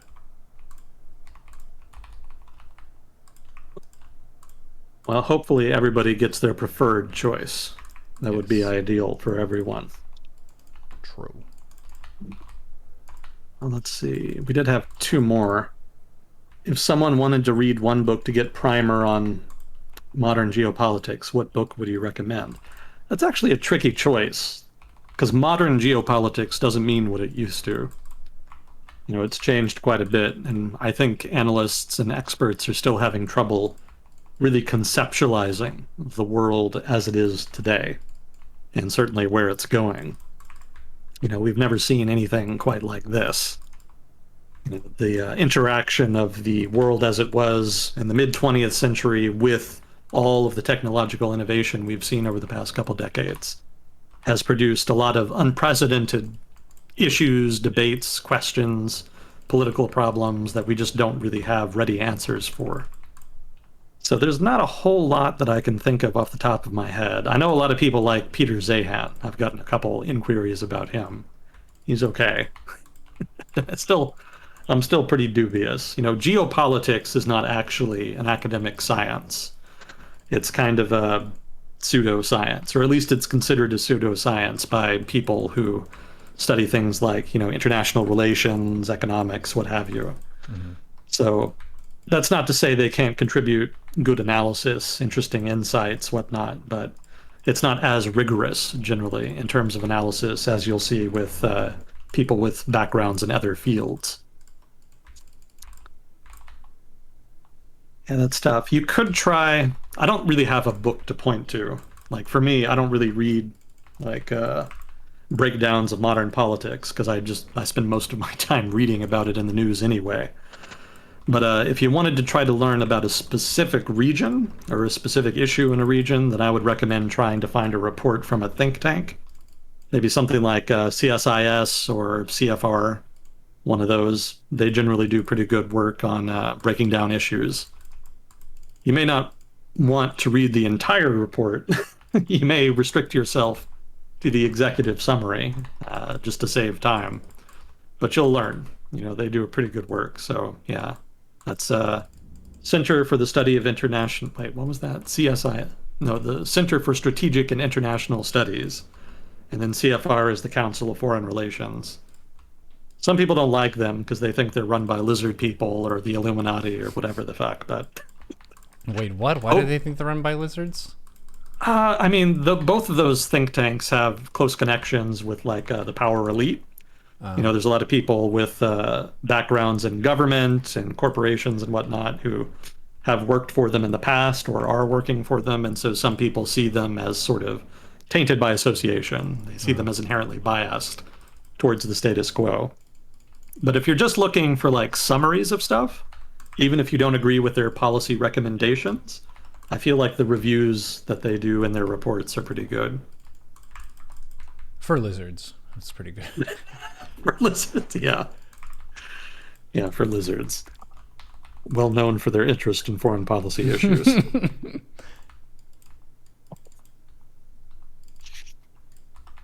I'm trying to think of what other good material might be. There was I don't someone know. about the effect of, I guess, union decline with what Amazon is trying to do. If Oh, in the there's, United States? yeah, if there's been any noteworthy kind of movements on that front. Um, I mean, the trend hasn't been decline. Unions have actually been getting stronger. Well, maybe not stronger. Maybe it would be more accurate to say that there's been more support for unions, especially amongst young workers in the United States over the past couple of years. The trouble, though, is that they're having trouble translating that optimism into tangible gains. That is to say, actual new union formation, adding members to existing unions, more union dues, the actual operationalization of the power of workers into more powerful unions doesn't seem to be happening yet. There is some momentum there. There have been new unions forming. There was the case of the Amazon warehouse where they were successfully able to win a vote to form a union. And there's been drama at Starbucks for some reason. I keep reading about workers at various Starbucks stores trying to form unions. I don't think very many of them have been successful. I think one of them was, and there was some, hubbub about that. But, there is more union activity, it seems.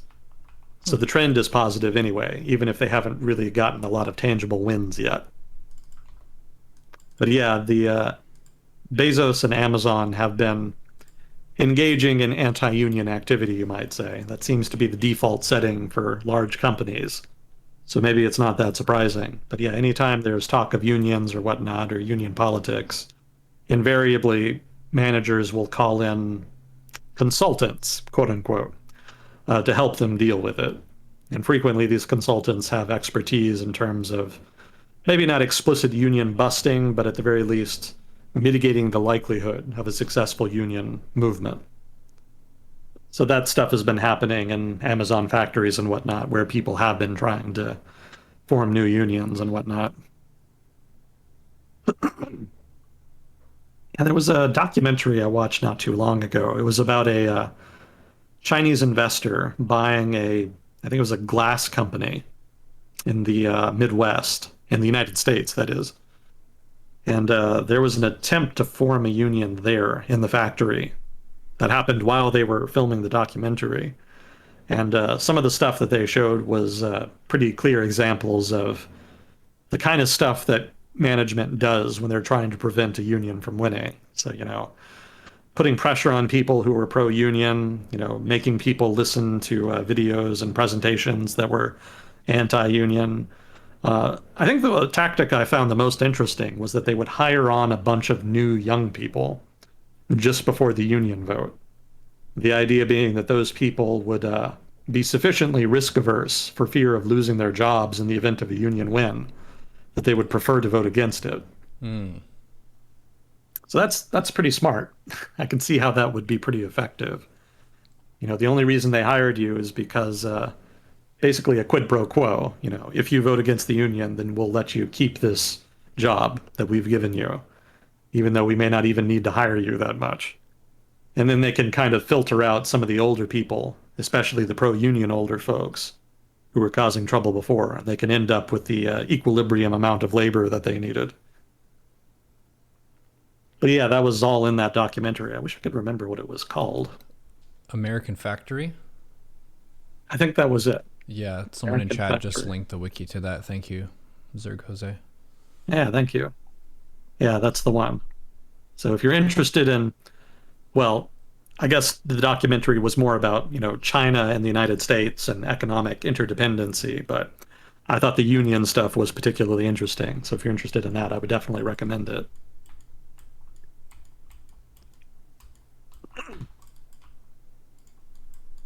Let's see. So the last question we had here, will countries that are wary of nuclear energy be able to meet their emission goals slash achieve energy independence, such as Germany or Korea?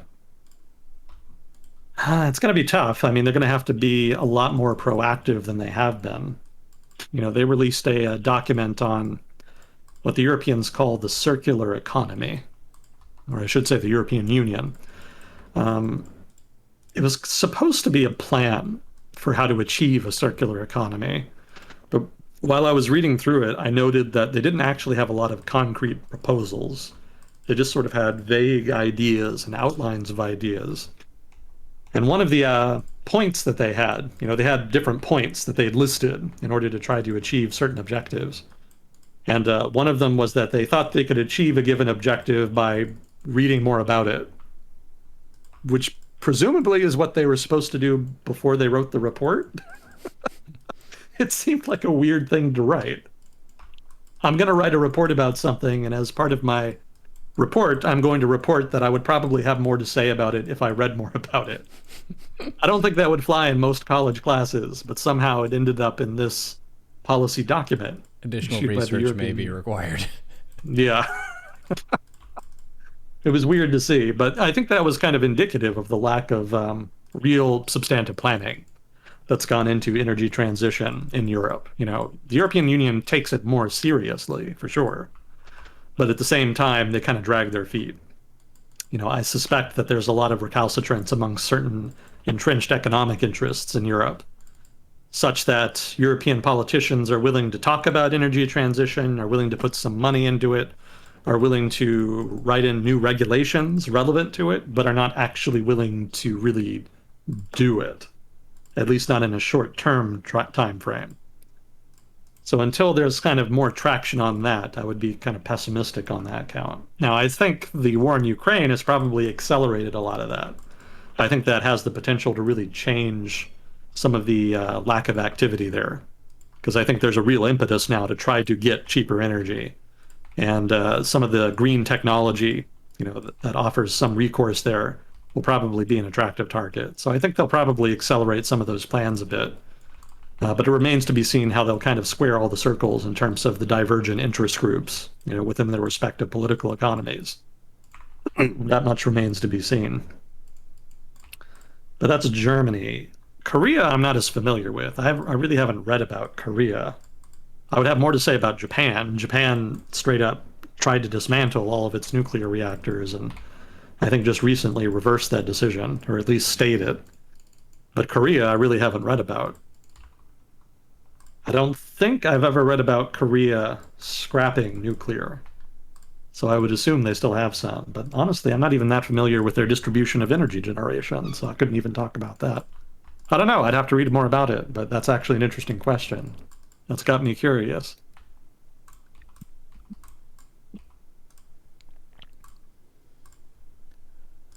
Yeah, from what I've understood, nuclear energy is one of the safer types of energy, but if the facility is not very well managed and you're not meeting safety inspections and following all of the protocols and stuff, it ends up being more dangerous. So done right, nuclear good, done wrong, nuclear boom. And it's a very salient situation whenever shit blows up. So it can be like we had a reactor meltdown and now we've decided we're just never going to do this again. Which is fair in a sense, but in another sense, if it was melting down due to incompetence and like not doing any of the protocols correctly, that you're kind of closing a door that you could just like fix the door, and it would be a really major asset to the country. I think France is a country that's like really pro-nuclear, and they have been for a while. That's a big part of their energy. I think I was reading that they were having some kind of issues with their nuclear reactors, though. Just trying to, what was that? Was it, maybe it was low water levels because of the lack of rain? There was a lot of, it was a pretty dry season in Europe recently. So water levels were relatively low. There was something else, though. I can't remember what it was. Maybe a lack of investment or something. Maybe somebody in chat knows, but I can't remember myself. But yeah, France is pretty pro-nuclear, and they get a lot of their electricity from nuclear reactors, much more so than other countries in the developed world. Yeah, part of the reason for skepticism about nuclear just stems from the origins of the environmental movement in the West, writ large, which very much emerged out of the 1960s. That was kind of part of the overall flowering, of dissident groups and movements in the 1960s. And that turned into a pretty powerful environmentalist movement in the 1970s. And that dovetailed nicely with the consumer protection movement that started in the 1970s, famously led by Ralph Nader, perennial presidential candidate. Hasn't won yet, probably won't. I think, didn't he die recently? I don't know. No, he's still alive, 88 years old. Wow. Yeah, I don't think he's still running for president, but yeah, he was a big leader in the consumer protection movement in the 70s. And nuclear was kind of part and parcel of that. A lot of people were very skeptical about new technologies and especially the government. And so nuclear in particular was an attractive target. There was a lot of suspicion that the government wasn't being entirely honest about the dangers of radiation and the potential for a meltdown. Mm-hmm. And are you familiar with 3 Mile Island? No. So 3 Mile Island was an island, I think somewhere in the northeastern U.S. I don't even remember exactly where it is. But basically, there was a nuclear reactor on the island, and it had an issue. There was something to do with it wasn't a meltdown, but they had a problem, and they started venting, basically radioactive material, and so radiation levels in the area went up a bit, and the public freaked out. It was absolutely a huge political issue at the time because it seemed to confirm a lot of the suspicions people in the environmentalist movement had about nuclear. So that especially really supercharged the anti-nuclear movement in the West. And of course, Chernobyl in 1986 didn't do any favors either. That especially was pretty damaging. But 3 Mile Island and the 70s environmentalist movement, which was in its early stage and was very passionate and had legitimate grievances about government cover-ups and corporate cover-ups and a lack of good quality regulations of the private sector. All of that just fed into a real paranoia about nuclear power that is deeply ingrained within the environmentalist movement and remains so today, even though it's not as rational now. You could argue that the industry is much better regulated now, that we know much more about the probability of a meltdown, the degree of radiation that comes out of nuclear reactors. We're much more well versed in that in terms of public policy.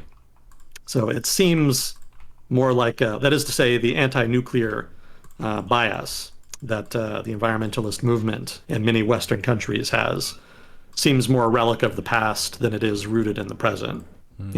Fukushima notwithstanding. Obviously, the meltdown in Fukushima gave a new onus to the anti-nuclear movement. But certainly, we've learned from that even. You can draw up regulations to deal with that. I mean, really, with any nuclear reactor, there's a non-zero probability that it's going to have a meltdown and cause problems. But you have to balance the risk of that with the benefit, which is pretty big. So obviously, it's up to individuals to decide for themselves whether nuclear is worth it or not. I'm not your mother. I'm not going to tell you what to believe. I think the cost-benefit analysis is more in favor of nuclear, but it's ultimately up to people to decide what their risk preferences are and how much risk they're willing to take. And it could be that more people are sufficiently risk-averse to not really think it's worth the effort. So if so, more power to you. I'm not going to tell you you're wrong. Everything in policymaking is trade-offs.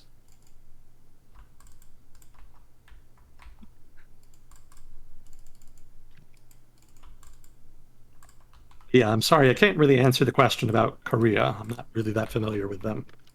That is to say, with their energy policy.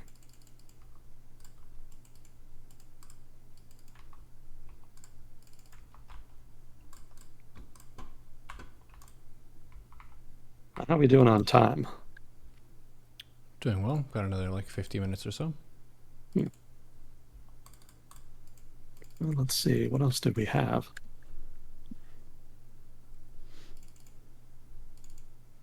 There's always drama happening somewhere these days. Oh, did we talk about Ethiopia? Not today, no. I don't know. Well, that could be worth it. I guess we haven't talked about it in a while. How much do you remember? So, bit of a civil war going on. That's putting it mildly. But yes. Yeah. You've got the government trying to do stuff. You've got rebel faction with lots of plans and so on. I think some of their stuff was set up in Sudan. So it's like kind of a more regional conflict, not just within the country itself. Mhm. Has anything developed recently? Well, the ceasefire broke down. There was something like a 5-month ceasefire that started earlier this year, and that ended a month or so ago, roughly. And since then, the Ethiopian army has started a new offensive into Tigray province. For those of you maybe not familiar with the Ethiopian war happening right now, there's a lot of background, but the short version is that there's a province that is fighting the government, and the provincial authorities are those of Tigray province. So it's basically Tigrayans versus the Ethiopian state. And for the most part, the Tigrayan provincial government has the support of most of the population of the province. So it's not like they're not representative, per se, of the wishes of the population. So that's made it more difficult. It would be easier if they were just corrupt assholes, because then they wouldn't have nearly as much support as they do from the locals. But as is, they do. And so that's made them very resilient. You know, at one point early in the war, the Ethiopian army actually overran the province and successfully conquered it, but were subsequently kicked out as a result of guerrilla operations by the locals, which would be pretty difficult to do if you didn't have popular support. So you can probably say the Tigrayan military, such as it is, does have the support of a critical mass of the local population.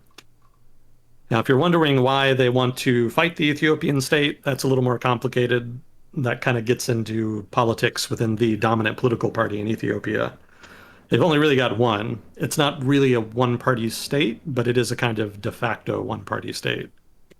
It kind of, this is turning into a tangent. Well, I mean, just basically, let's just go back to the 70s. Fuck it. It started in the 70s. The Ethiopian government at that time was a monarchy, and it was losing popular support, partly because of the energy crises in the 70s, but also because of ethnic tensions. One of the common themes you see in Ethiopian history is ethnic tensions between different ethnic groups. Generally, one ethnic group, excuse me, generally one ethnic group will dominate the country at a time, and the other ethnic groups will be upset about it. So historically, I believe it was the Amhara ethnic group that dominated for a long time. And they were the group that dominated the monarchy and the state that propped up the monarchy. Now, in the 70s, there was a communist revolution that overthrew that monarchy. And they were pretty successful in seizing control. They were called the Derg. And not unlike a lot of communist movements at the time, they were pretty violent. And it wasn't long before they lost popular support and a revolution started up. And the subsequent civil war lasted, I want to say, about like 10 to 15 years, thereabouts. And as you can expect, you know, lots and lots of people die. And, you know, for those of you who are not familiar with Ethiopia, it's actually one of the more populous countries in Africa. So when they have a civil war, it's a lot. There's a lot of human suffering that comes out of that. So eventually, in the early 90s, the civil war ends, and Ethiopia becomes something resembling a democracy, although not really. So what happened was that different revolutionary groups banded together and formed a single revolutionary group that was comprised of what were effectively factions from each of the major ethnic groups. So each ethnic group basically had its own political party slash revolutionary group, and all of them recognized the central authority of the party leadership that they had made. Now, that party leadership was itself dominated by Tigrayans. You know, the Tigrayan revolutionary leadership became the leadership of the revolution over the course of the 1980s. And then, when the revolution ended successfully, they became the new leadership of the country. Now, again, it wasn't really all that democratic. Basically, the party leaderships of these different groups became the new elite of the country.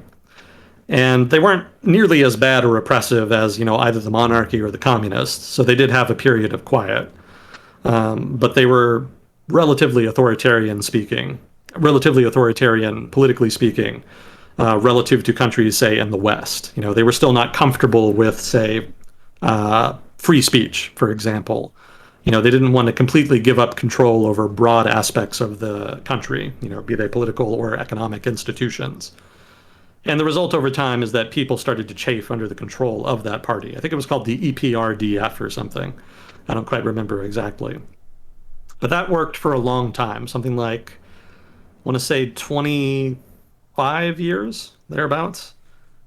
Yeah, it was a very long period of power there for the Tigrayan leadership, especially. Now, what happened is that over time, ethnic tensions started to grow. There was a sense that the party was not respecting the needs of the Oromo ethnic group. And that was a particularly bad ethnic group to piss off because they were the largest, numerically speaking, in the country. And they also happened to be the dominant ethnic group around the capital.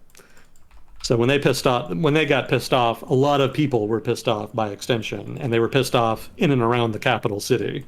So it's not like they could avoid it. Now, the protests that resulted escalated over time, and eventually the leadership, specifically the Tigrayan leadership of the party, had to step down. They no longer had support within the party, and they had to resign. And the new guy that stepped in was a guy named Abiy, and he was half ethnic Oromo and half something else. I don't quite remember what the other one was. But it was hoped that he would be able to pacify the Oromo protesters, which he effectively was for a while, in the beginning anyway. Now, Abe was American educated, and his big ambition was to try to modernize political institutions in Ethiopia. Like I mentioned before, it was a de facto one-party state. It was a multifaceted party. Again, it was very decentralized in the sense that it was basically multiple ethnic political parties sort of smashed together into a single political party. But he wanted to modernize it and have it be more centralized and to have open democratic elections in Ethiopia. So that was the direction he started to move in. He also got the Nobel Peace Prize for negotiating a peace agreement with the Eritrean government. So Eritrea is relevant here because it actually used to be a part of Ethiopia. Under the monarchy, well, I'm not going to go that far back, but basically it was a province of Ethiopia. And one of the things that happened during the 80s revolution is that the rebels there didn't just want to overthrow the government, they wanted their own state. And when the war ended, they were able to successfully declare independence and become an independent state, the nation of Eritrea. The trouble was that they were not able to successfully negotiate where the border was between their new state and Ethiopia, and the result was a border war in the 90s. And that border war basically ended in the late 90s, but the issue under dispute was never actually settled. There was never any real peace agreement to the conflict, and the result was a kind of de facto mini Cold War in the region between Eritrea and Ethiopia. So Abe received the Nobel Peace Prize for negotiating a final peace agreement with Eritrea, and as a result, relations have been much improved ever since. So Abe was a pretty attractive guy overall. He seemed to be making all the right moves. He seemed to be relaxing oppression, opening the country up, being less authoritarian. Free speech improved. And foreign policy was very good. He mediated disputes in the region. He signed the peace agreement. Yeah. Strong jawline. There you go.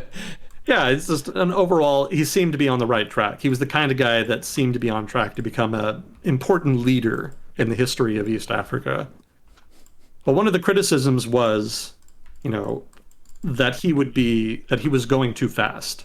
Basically, there was concern that by allowing free speech and not doing more to censor the media, that he would effectively, by extension, allow ethnic conflict to escalate. Because one of the problems, again, in Ethiopia has been ethnic conflict. And one of the nominal justifications for censorship had been to prevent the escalation of ethnic tensions between groups. Now, so long as there was censorship, there was a limit to how vitriolic ethnic nationalists could be and how many people they could reach with their message. But under Abe, that space opened up. And it was hoped that even if ethno-nationalists took advantage of that, that there would be relatively liberal-minded people who would kind of offset that. And that even if they couldn't, then the government would hopefully be able to contain it. So it's kind of debatable, but it seems like Abe was probably too fast. It seems like the criticism was justified. Because one of the things that happened after these liberal reforms is a pretty steady escalation in violently ethno-nationalist rhetoric, especially online in Ethiopia. And that lent itself, well, that was partly fed by pre-existing tensions that, kind of were manifesting even before Abe came to power.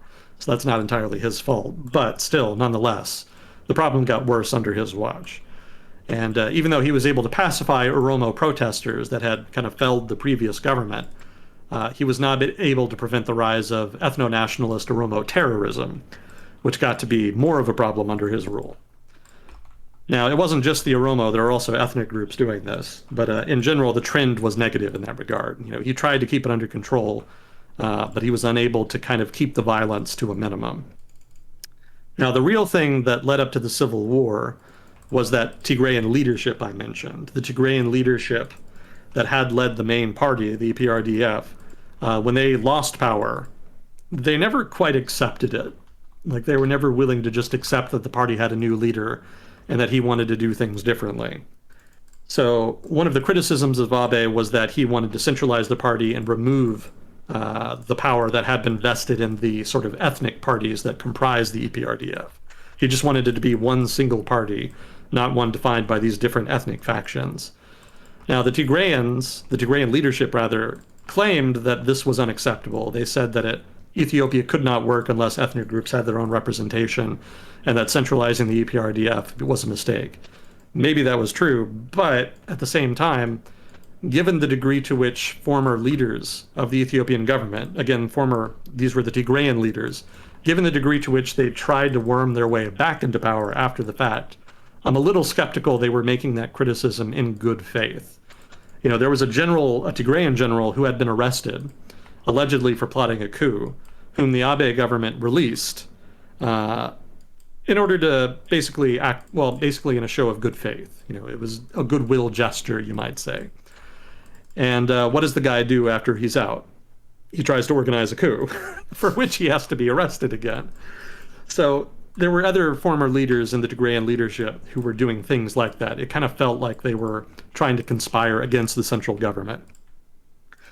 And so that's why I'm a little skeptical about some of these claims that the Abe government was an authoritarian government in the making, and that Abe was just trying to marginalize competition. The Tigrayan leadership doesn't seem to have been interested in competition so much as preserving their own power. So eventually, this resulted in tensions between the Tigray leadership and the central government. For a while, it was manageable, but COVID-19 ended up being the straw that broke the camel's back. So what happened in 2020 is that the Ethiopian government, under Abe's leadership, postponed elections on account of the pandemic.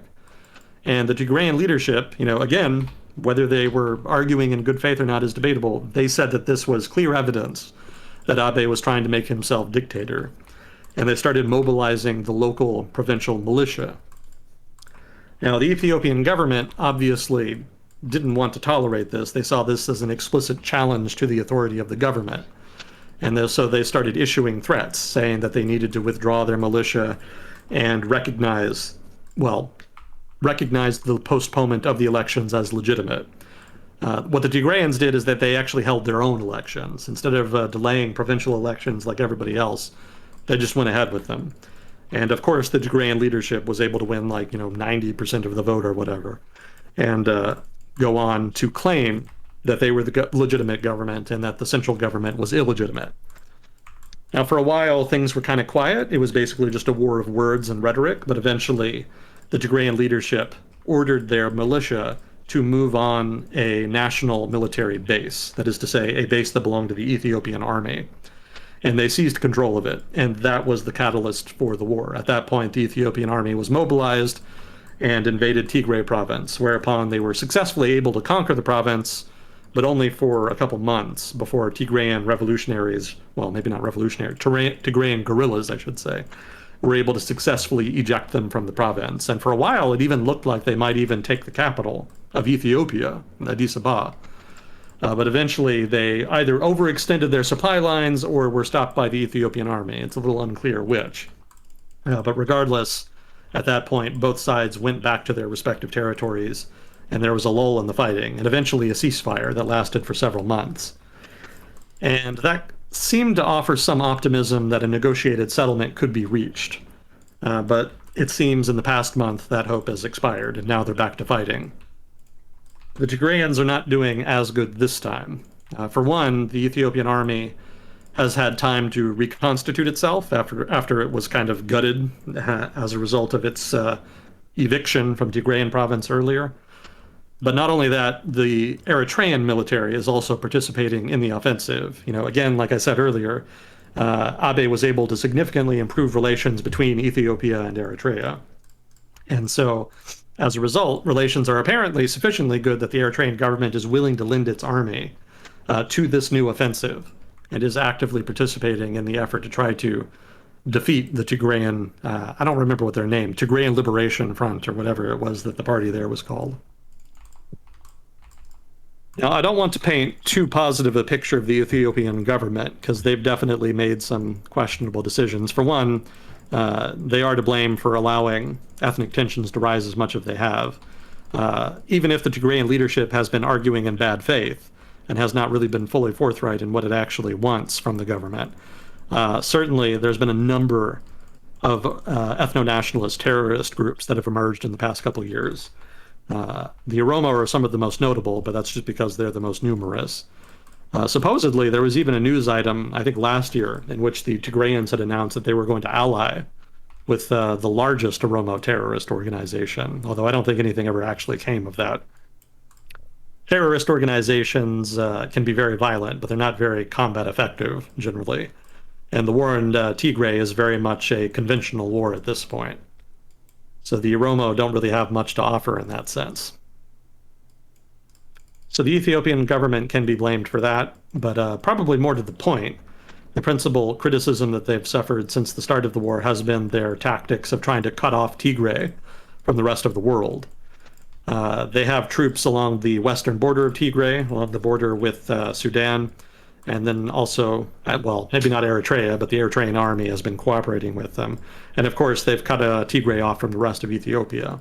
And they've done that in order to restrict the inflow of not only money and needed goods and equipment, but also to restrict the inflow of food, as well as equipment and supplies needed to help grow food, like fertilizer, tractors, what have you. So the result has been starvation in Tigray province. And for a long time, especially at the start of the war, the Ethiopians actually explicitly refused to allow any humanitarian aid to flow into Tigray. Now, you could argue that that was done as a military strategy to try to starve out the local population and force them to surrender. Or maybe they just didn't think that the food aid would actually help anybody, that the Tigrayan government would probably just seize it and prioritize its own soldiers and supporters, regardless of the reason why. A number of people have suffered from, at the very least, food insecurity in Tigray province, if not outright starvation. The Ethiopian government has moderated a little bit. I think especially during the ceasefire, they were much more willing to allow international aid into Tigray province, but even then it was relatively limited. And I think since the fighting has resumed, they've closed off a lot of those avenues. So that's a little skeevy, but it's a pretty nasty little war. So maybe not that surprising. And the Ethiopian army has a limited capacity. It's not like a modern European army that can, do just about anything and everything. The Ethiopian army is underfunded, it's undermanned, it's heavily dependent on infantry, and doesn't have a lot of mobility.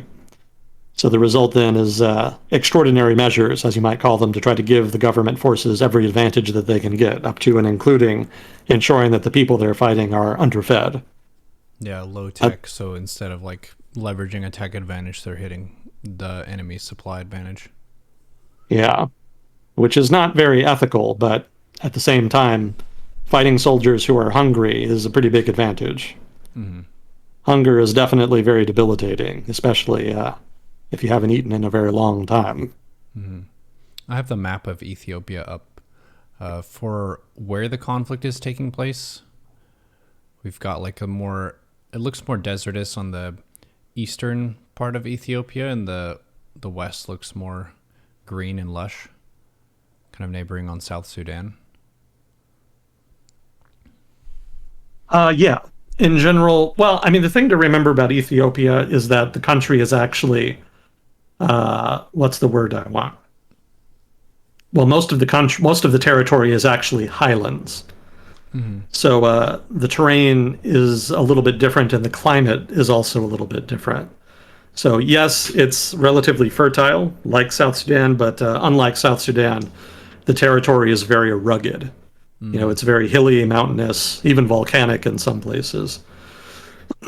So that kind of belies the similarities there.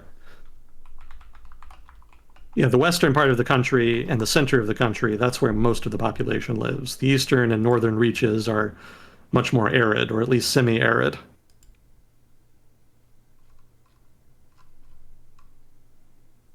Okay, I have a topographical map here. So yeah, red is really elevated. Green would be basically sea level, and yellow is in between. So yeah, basically working toward the inner part of Ethiopia is higher and higher altitude, Mm-hmm. which means it's also harder to navigate for war and stuff. And I would guess that also gives a better edge for infantry as opposed to trying to move heavy stuff. But it sounds like the Ethiopian government just doesn't have a lot of like heavy warfare vehicles like tanks and fighter jets and Yeah, like cargo and things like that. correct. Yeah, it's very much a road-bound war. It's better to kind of stick to the roads because that's how you. That's much easier to supply troops along the roads and transport people and whatnot. There's a road that runs north from the capital along the eastern reaches of some of the highlands in the north, and that's actually where a lot of the fighting had been. Especially when the Tigrayans launched an offensive towards the capital. That's where they moved. That's actually where they were. Tigray province is which region again? Oh, this is the north here, right bordering Eritrea. I see it. Yeah, it's way up there. Yeah, it's worth mentioning too that when the Tigrayans were in power, uh, part of the reason that they wanted to fight the Eritreans over the border was because it was actually a Tigrayan border they were fighting over. You know, that one of the drivers of ethnic conflict in Ethiopia regards which territories should be part of which province. The provinces are largely ethnic in nature. So if there's an ethnic minority in one stretch of territory that's outside of its what you might consider its proper quote unquote ethnic territory, that can result in violent disputes amongst ethno nationalists. So the Tigrayans didn't get along with the Eritreans because they had such disputes about just where the border should be. Right. After they left power, it suddenly ceased to be a priority for the Ethiopian government's foreign policy. Yeah, they have similar border disputes with the Amhara to their south. And actually, there's been some reports of extreme violence propagated against civilians by both the Tigrayan militia and the Amhara militia against civilians of the opposing ethnic group, specifically because of these sorts of localized border disputes. Yeah, we were talking before about how the army is trying to find advantages because it doesn't have any kind of tech advantage. Another thing they've done is to mobilize ethnic militias in different provinces and mobilize them to fight. Specifically, the Amhara militia have been one of the big sources of manpower for the Ethiopian army. So it's not just the actual regular army doing the fighting. Amhara militiamen are also doing their fair share of fighting, especially on that southern border there between Tigray and Amhara provinces. It's the second most populous African country behind Nigeria, so civil war here is a pretty big deal, just for the Yeah, continent overall. I think it's about 100 million people in Ethiopia right now, probably more. So yeah, there's definitely a lot of people suffering, even though most of the fighting is pretty concentrated in the northwest of the country. It still has an impact on everybody else. You know, government resources being shoveled into the military, uh, terrorist ethno nationalists of one sort or another, you know, wreaking havoc in other parts of the country. It's not great. Chad is saying that they have a tasty cuisine as well. Yes, and they also have a lot of world class runners. Was it the current marathon world record was from an Ethiopian? Wouldn't surprise I me. feel like Or is it that was. Kenya? Oh, Kenya, yes. Yeah, Kenyans are known for their runners.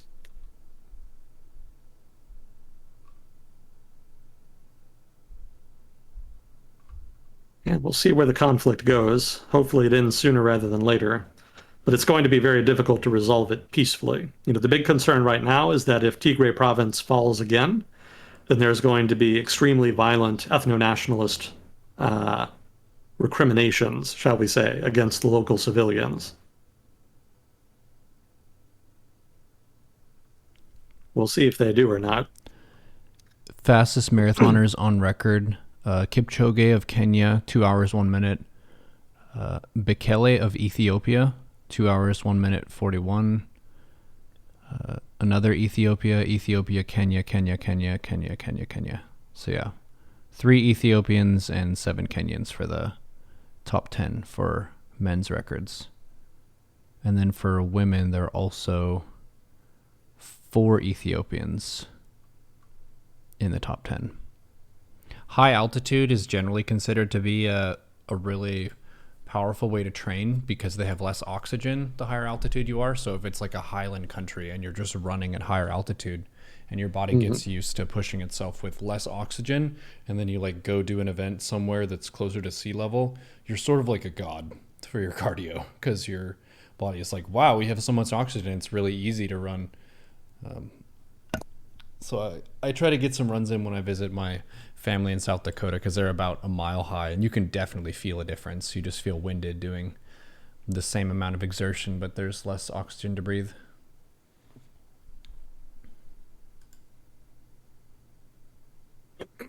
Chad is asking if Agent Smith is a runner. Oh, God, no. Actually, I made a video on Friday and gave you a shout out. It'll be on YouTube pretty soon, but it's just me walking around outside talking about the health benefits and whatnot of a 20-minute walk, and how I get kind of annoyed by all the different like flavor of the month health and fitness drinks and juices and pills and the secret exercise that's going to burn fat around your belly and all that bullshit. When fitness is pretty simple. Like, if you're in motion and you're having a good time doing what you're doing, then that's basically fine. I'll occasionally get these like hardliners for some type of exercise, like that lifting is the best, and if you're not lifting, you're just injuring yourself and running is bad. Or maybe they're the opposite, where they're like, lifting doesn't do anything for you that's actually healthy, blah blah blah. So yes, going for walks is good, going for runs is good. Do whatever you need to do. Well, especially if you're out of shape, walking is a much less stressful. Well, not stressful, but it's much less intensive than other forms of exercise. So if you're very out of shape, you can kind of get to relatively in shape much easier and with less risk to your physical health than with walking than you can with other forms of exercise. Yeah, because you want to get fit, but you don't want to get injured along the way, because then you have to stop working out entirely. Yeah. Yeah, so if you're really fat and you just want to lose weight, walking is a good start. Just low intensity stuff like that. And then once you start losing the fat and you can build up some muscle, then you can kind of move on to some of the more advanced stuff. But I'm definitely very far from that. Got a long way to go. Walking has good mental benefits as well, regardless of fitness level.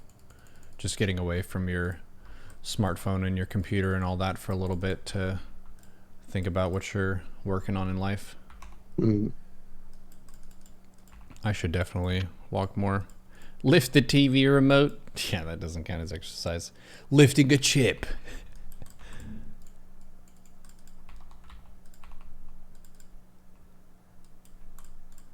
Let's see. What is it? 15 minutes? Yep, 15, 20. 15, 20. Okay.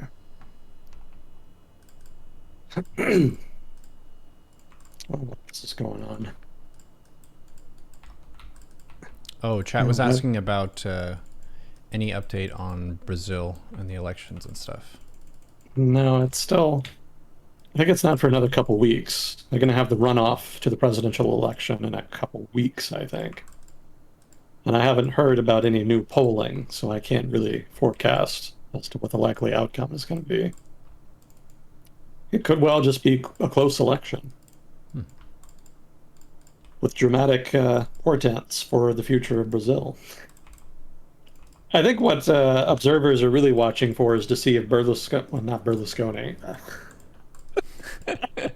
Freudian slip, no, Bolsonaro, there we go. I think what observers are really watching for is whether Bolsonaro loses the election, but then claims election fraud and tries to stay in anyway. Sounds 'Cause familiar.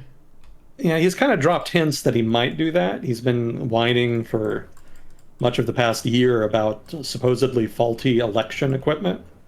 And he also made the statement that he could not lose.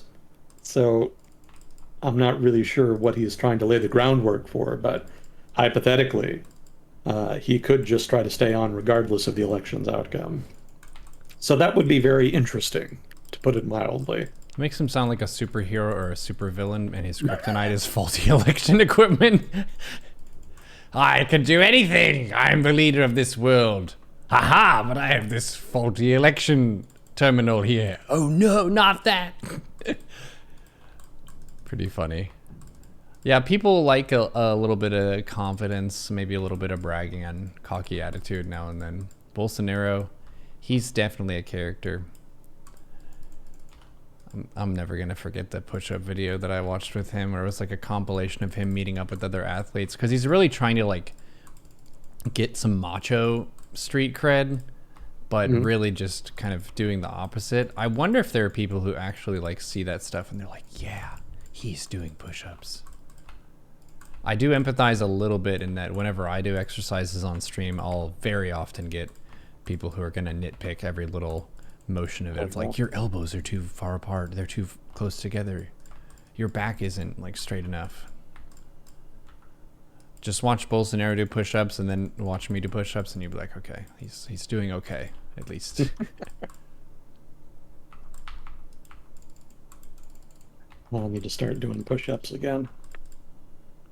I saw, this is more of like a funny thing, but it was for each country in Europe, what country's people they found to be the most attractive. Oh, I saw that. You did, yeah. It was funny seeing like Spain thought some countries in South America that were Spanish speaking were the most attractive, and then Portugal thought Brazilians were the most attractive. A lot of countries said Italy, and then Italy said Sweden. Yep. Apparently in Italy, being like blonde is a big plus. Well, it's an unusual trait there, Yeah. relatively speaking. Oh And yeah, Spain, I think Spain said Argentina. yeah, Argentina. Yeah, they do. There's a lot of affinity there for the former colonies. And they've also had the benefit of a lot more intermixing, which can frequently produce very attractive people.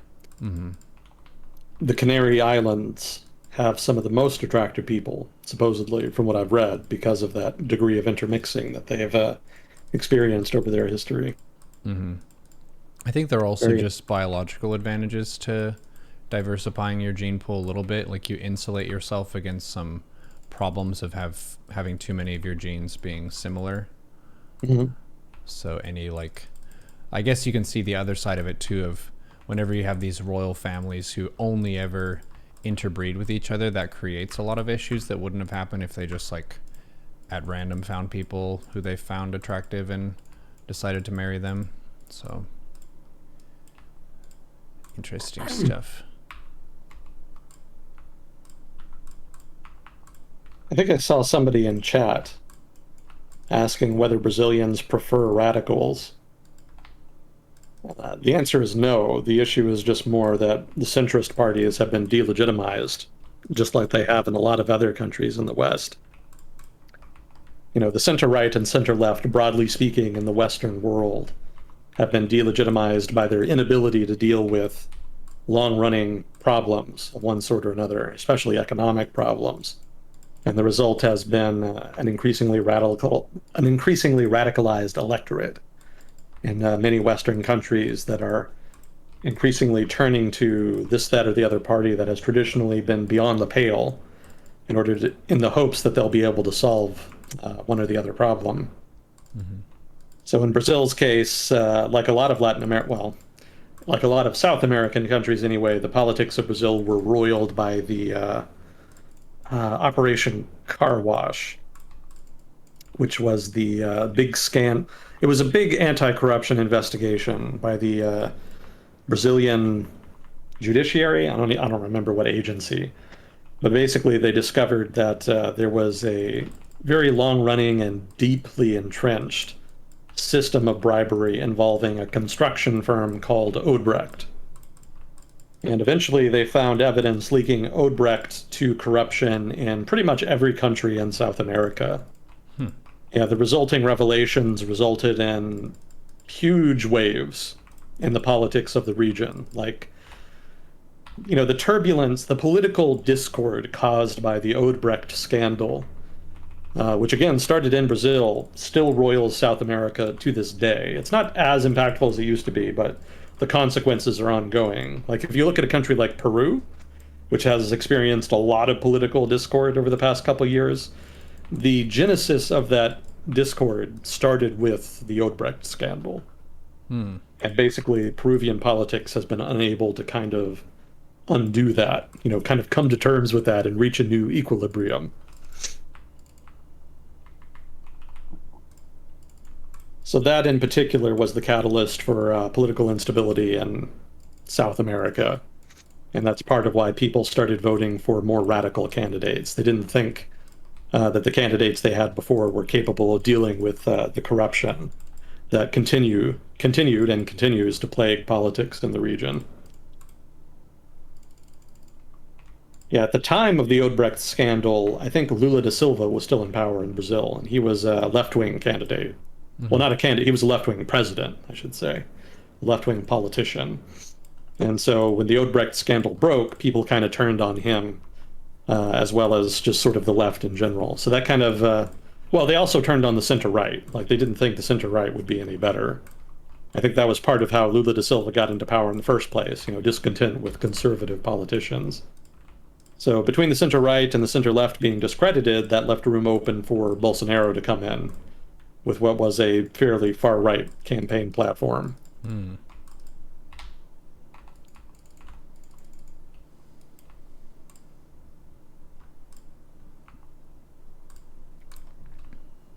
So it's not really a phenomena it's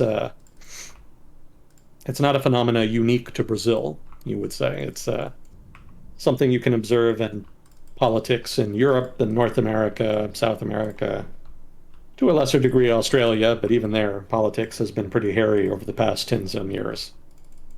Lots of backstabbing. Yeah, it's an exciting era of history. Lots of change going on. We'll see if it's for the good or for the bad, but definitely dynamic.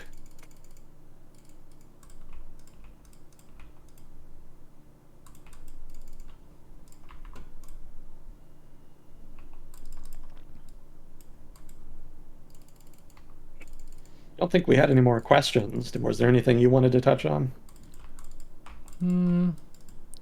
I'd say I'm a little bit curious about Argentina now that you mention it. I feel like I don't really know too much about that country. Oh, what did you want to know? Hmm. I think I know some of the stuff about the Falklands, because wasn't that they had a dictator who was kind of having some crappy reviews, and he was like, you know what, let's just like attack something, and wanting to expand their purview and stuff. But I don't really know much about their alignment or their allies right now. Like, who are they friends with and why? Pretty much everybody. I think Argentina's relations are pretty good with pretty much everybody in South America now. Hmm. It didn't used to be, but overall, pretty good. Relations with the UK are not great, but they're pretty much static. They've been in equilibria for a while. People in Argentina would prefer to have the islands, that is to say, the Falkland Islands, or Las Malvinas, as they call them. Probably mispronouncing that. But at the same time, the government recognizes that it can't really take them by force either. Hmm. So Pretty much the island issue is a niche issue for nationalists of one sort or another. The government will claim to be doing this, that, or the other thing to try to get the country closer to achieving sovereignty over the islands. But generally, it's almost always just token bullshit and never really goes anywhere. No government can afford to ignore it, but no government can afford to actually do anything about it either. So the result invariably is token bullshit. Every politician's favorite course of action. Say the buzzwords. Pander to the base a little bit. Make them feel heard, but then don't actually deliver. That's kind of funny with Liz Truss, that she made the campaign promises and then really tried to make them happen, and that caused problems because it was like too much, where most politicians, I feel like, they promise a lot and then they deliver a little bit of it, and that ends up being a disappointment to some people, but on the other hand, it ends up being a more realistic sequence of action where it's not making huge waves, but it is making small changes in the right direction. Yeah, if I were Rishi Sunak, I imagine the first thing I would do as prime minister was to release a public statement with one line, "I told you so." Did he predict that? Like, she's going to be Yeah, his whole position was that Truss's policy proposals were unrealistic, and that the only real path forward was fiscal responsibility. They needed to try to keep the budget within tax revenue and to try to ameliorate markets by ensuring that there was a sustainable plan for the future. So he said as much during the debates, and he was right. Like, Liz Truss pretty much did everything she could to prove him right in all of his criticisms of her. Unintentionally. Unintentionally, yeah. So if he does become prime minister, I think he'll have the inside track, since, the alternative has pretty much been discredited at this point. Although never underestimate ideologues. Failure is never an obstacle for an ideologue. They always have ready-made excuses for why their policy preferences don't work. So it could be even now they're plotting on some way to get those policies imposed, regardless of the damage that's been done thus far.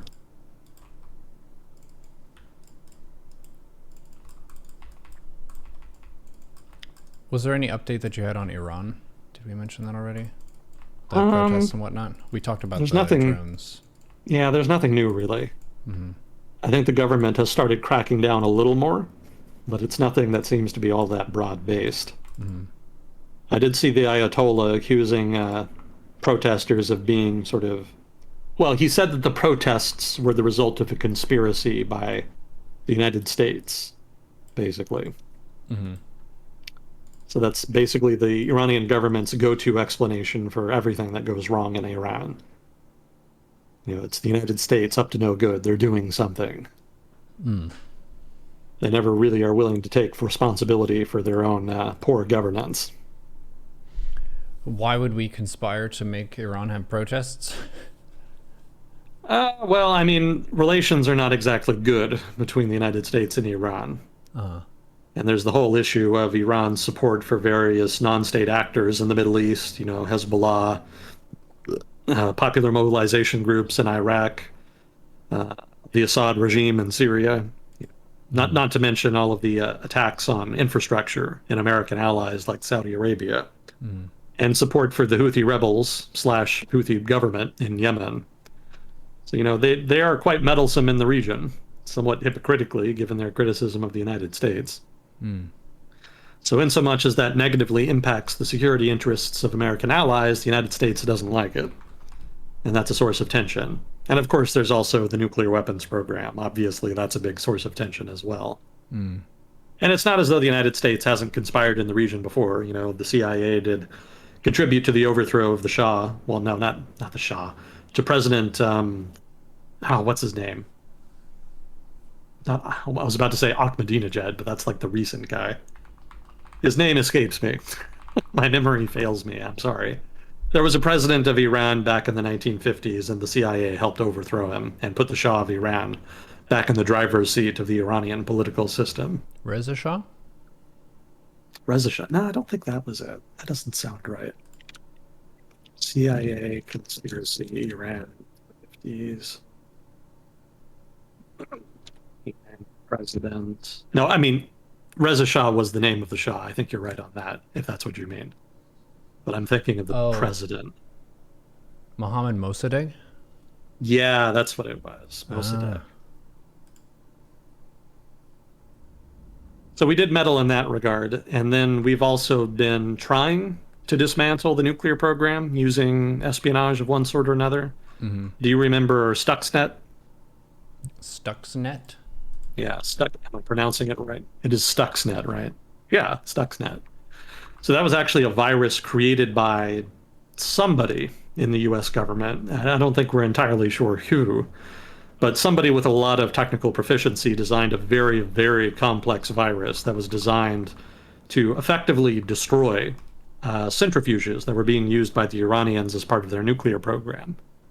Basically, they were designed to interact with the industrial software that was used to manage the centrifuges, and it forced them to, excuse me, rotate so quickly and for so long that they broke. And apparently, that program was successful. So that's another example of the kind of meddlesome stuff that we get up to. Also, the Israelis, which the Iranian government just kind of inherently associates with the United States, they presume that anything Israel does is done with the permission of the United States, if not in cooperation with the United States. And the Israelis have been very active, for one, launching airstrikes against Iranian military targets in Syria. But also, the Israelis have been very active in trying to assassinate scientists involved in Iran's nuclear program. Huh, I haven't Which, heard they, of this Stuxnet, but it looks like it was very well tuned to like only affect this specific type of computer yeah, that was doing specific stuff. And then it has the on the wiki page the share of affected countries. Iran was like 59% of the infected computers, and then yeah. Indonesia with 18%. Not sure why. India 8.3, Azerbaijan 2.6, United States 1.6. So That's kind yeah, of I funny. guess I could see why they would blame us for stuff if they have problems. We have meddled in their business in the past. Yeah, yeah. It's not as though we're not active there in the Middle East as well. So it's understandable to a degree. But really, politically speaking, within the context of Iranian politics, blaming the West is a crutch that the regime relies on to try to deflect blame. You know, certainly we've done stuff, but engineering protests is not really one of them. Yeah, paying protesters is a thing, but I don't know how involved the CIA is with that anymore. I don't really see it as being that effective a tactic politically. You know, if there's a mass protest somewhere, probably it's just that people are pissed off and not that they're getting paid by some malign puppet master. Yeah, doing a protest also is a pretty major risk to the protester because you can be thrown in jail and stuff. So it's a fairly big Yeah, ask to get someone to like stand against the government on the street. Better very pay much so. well, that's what I'm saying. Yeah. Well, just as a side note here, Stuxnet, I think, well, the code for Stuxnet ended up being basically publicly available.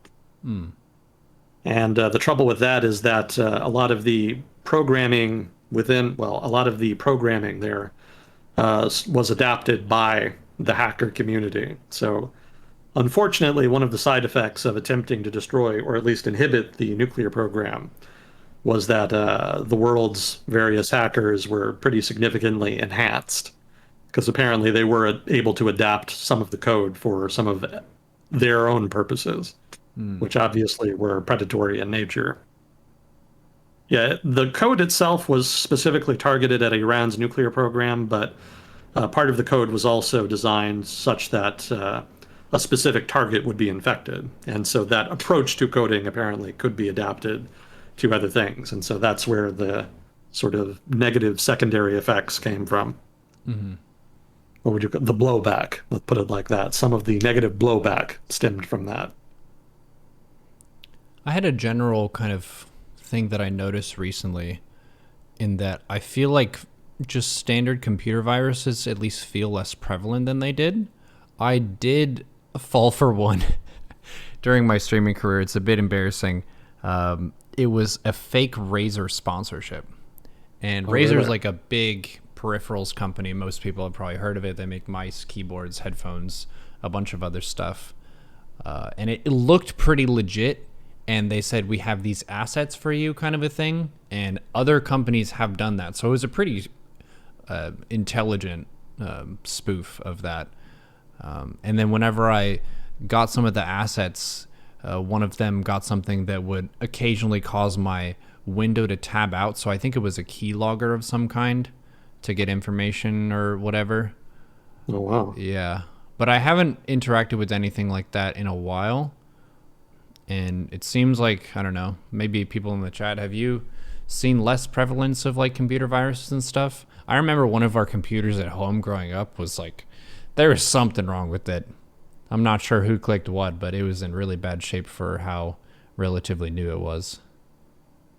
Well, I think the issue is more that the business model has changed. You can make more money with something like ransomware now than you probably ever could with some of the older methods. Mm-hmm.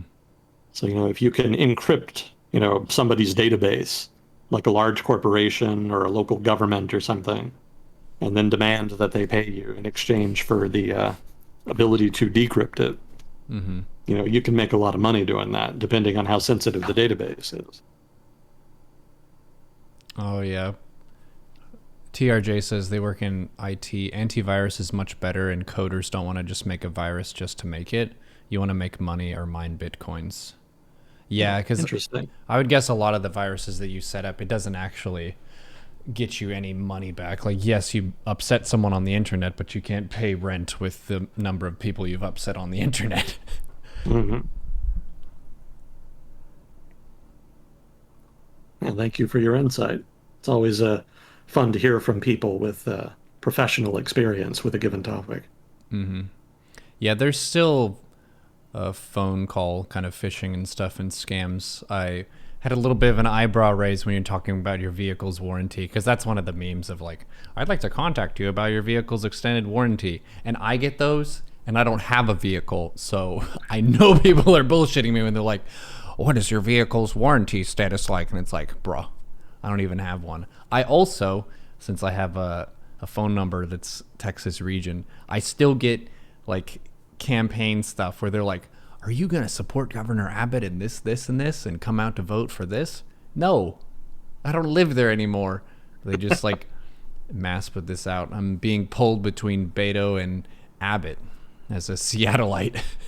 Yeah. Well, they're running on old information. They don't always keep the databases up to date. Mm-hmm. Yeah, people will pay good money for a up-to-date, viable database, especially in advertising. I think we're about out of time, aren't we? Yeah, we got a couple minutes. I don't really have anything else. I was just kind of looking through flags here to see if there was anything interesting. FreeBSD Rocks is saying that botnets are extremely profitable. How? Hmm. I'm not contesting you, but I don't know how you would make money with that.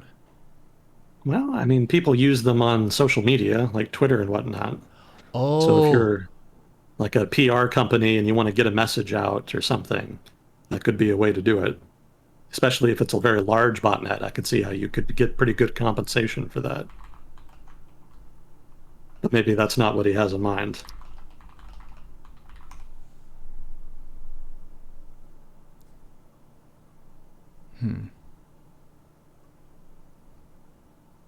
Proofreads, not reviews. oh, proofreads. Yeah, proofreads. No, I'm not a reviewer. I would probably have to be a PhD if I were going to review papers for journals. Is a review like a more official Yeah, capacity? yeah, Proofread is. that's a technical term. Like journals require articles to be reviewed by professionals. And then they'll give comments, and then there'll be revisions. And then if the reviewers and the editor of the journal is satisfied, then they'll accept your article and actually publish it. Mm-hmm. So the reviewing process is an important part of the ecosystem, you might call, of the academic world. Oh And my. it is definitely. Go ahead. Ah, funny story today. I went over an actor's proof in quotation marks of some of the foundations of mathematics. What's his name? Oh, Howard. Terrence Howard?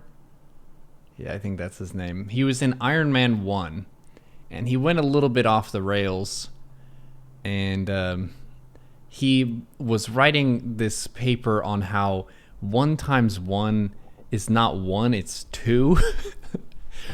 Which is a very like grade school equation that you learn. Like you learn 1 times 1 is 1 in elementary school, I would guess. Like after you learn multiplication, that's going to be one of the first ones that you learn because it's kind of weird. You have two numbers, but it still equals that one same number, which is Mhm.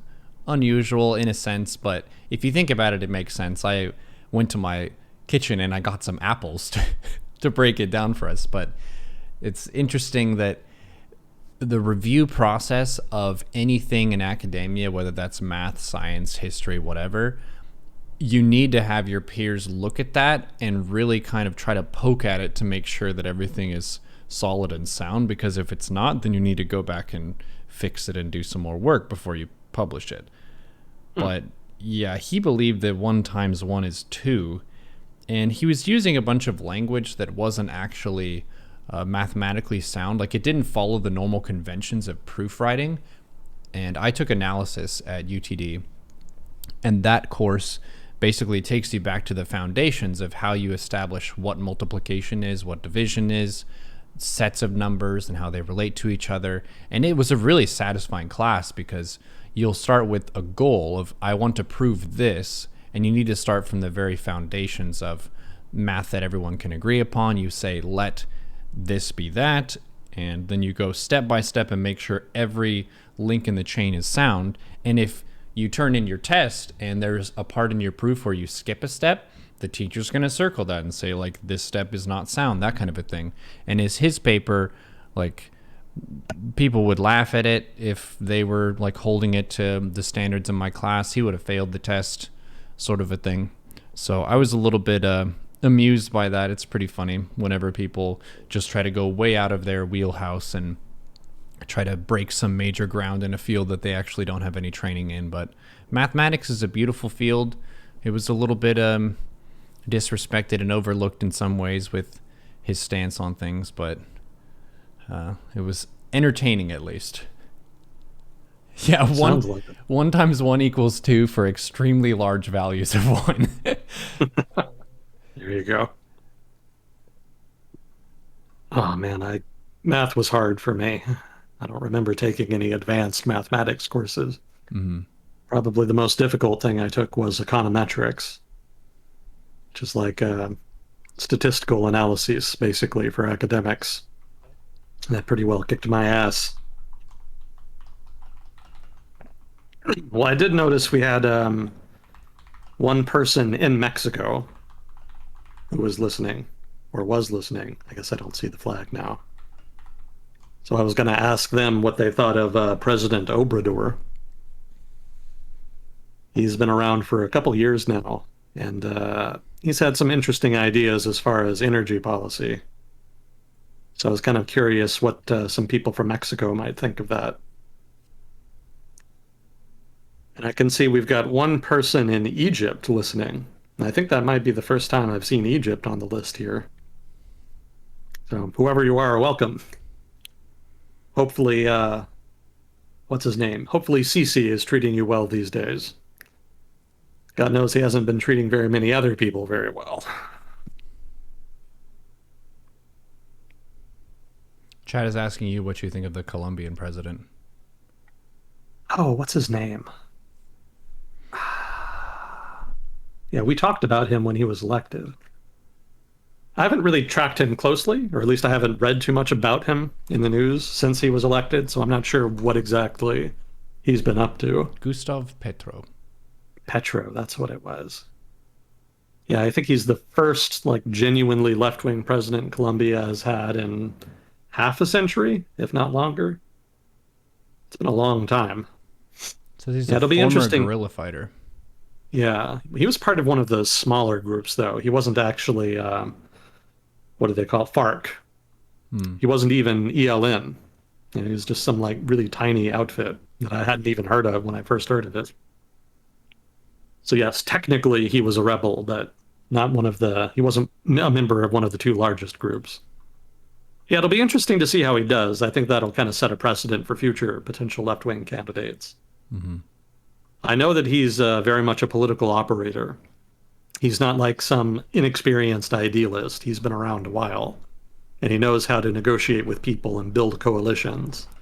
So I think he's got a lot of potential to accomplish things within Colombian politics. But that's ultimately going to come down to him. Like if he's genuinely interested in reform or if he just wants to enscone himself in the political elite. Uh, that'll kind of determine the course of his presidency and whether it's remembered as an administration that was able to achieve big things and solve big problems or just another in a long line of mediocre presidents.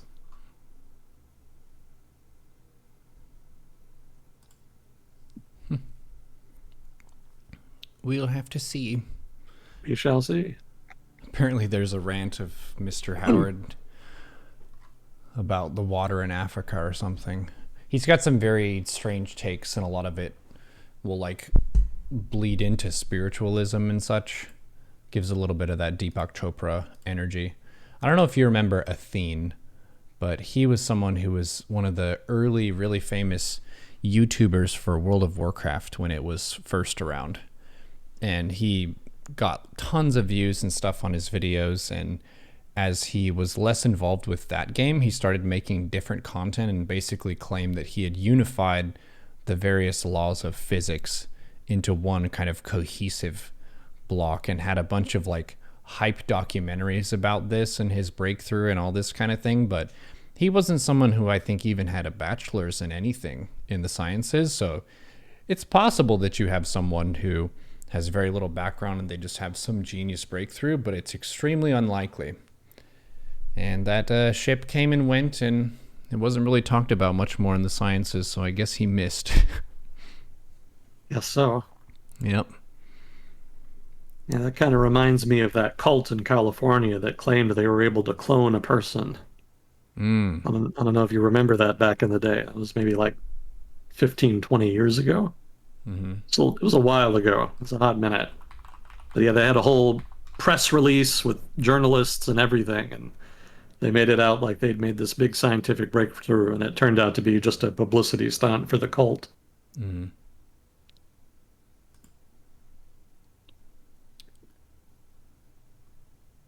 Well, that's about all I've got for today. I'll try to have more next time. It's all good. We had a nice big raid from Artosis, so welcome anyone who is new. We do this segment basically every Sunday, starting at around 6 p.m. Pacific time. So if you have any questions, we take those from the chat and talk about them on the show. Mr. Agent Smith, thank you for your time and for breaking things down for us. And we will see you on the next episode of World Discussion with Agent Smith. And thank you for having me. Always a privilege. Talk to you next time. Have a good 20-minute walk, sir. GG. Nice. Chat is saying people do pay you for DDoS. It's cheaper than you think, but it's still profitable for the people running it.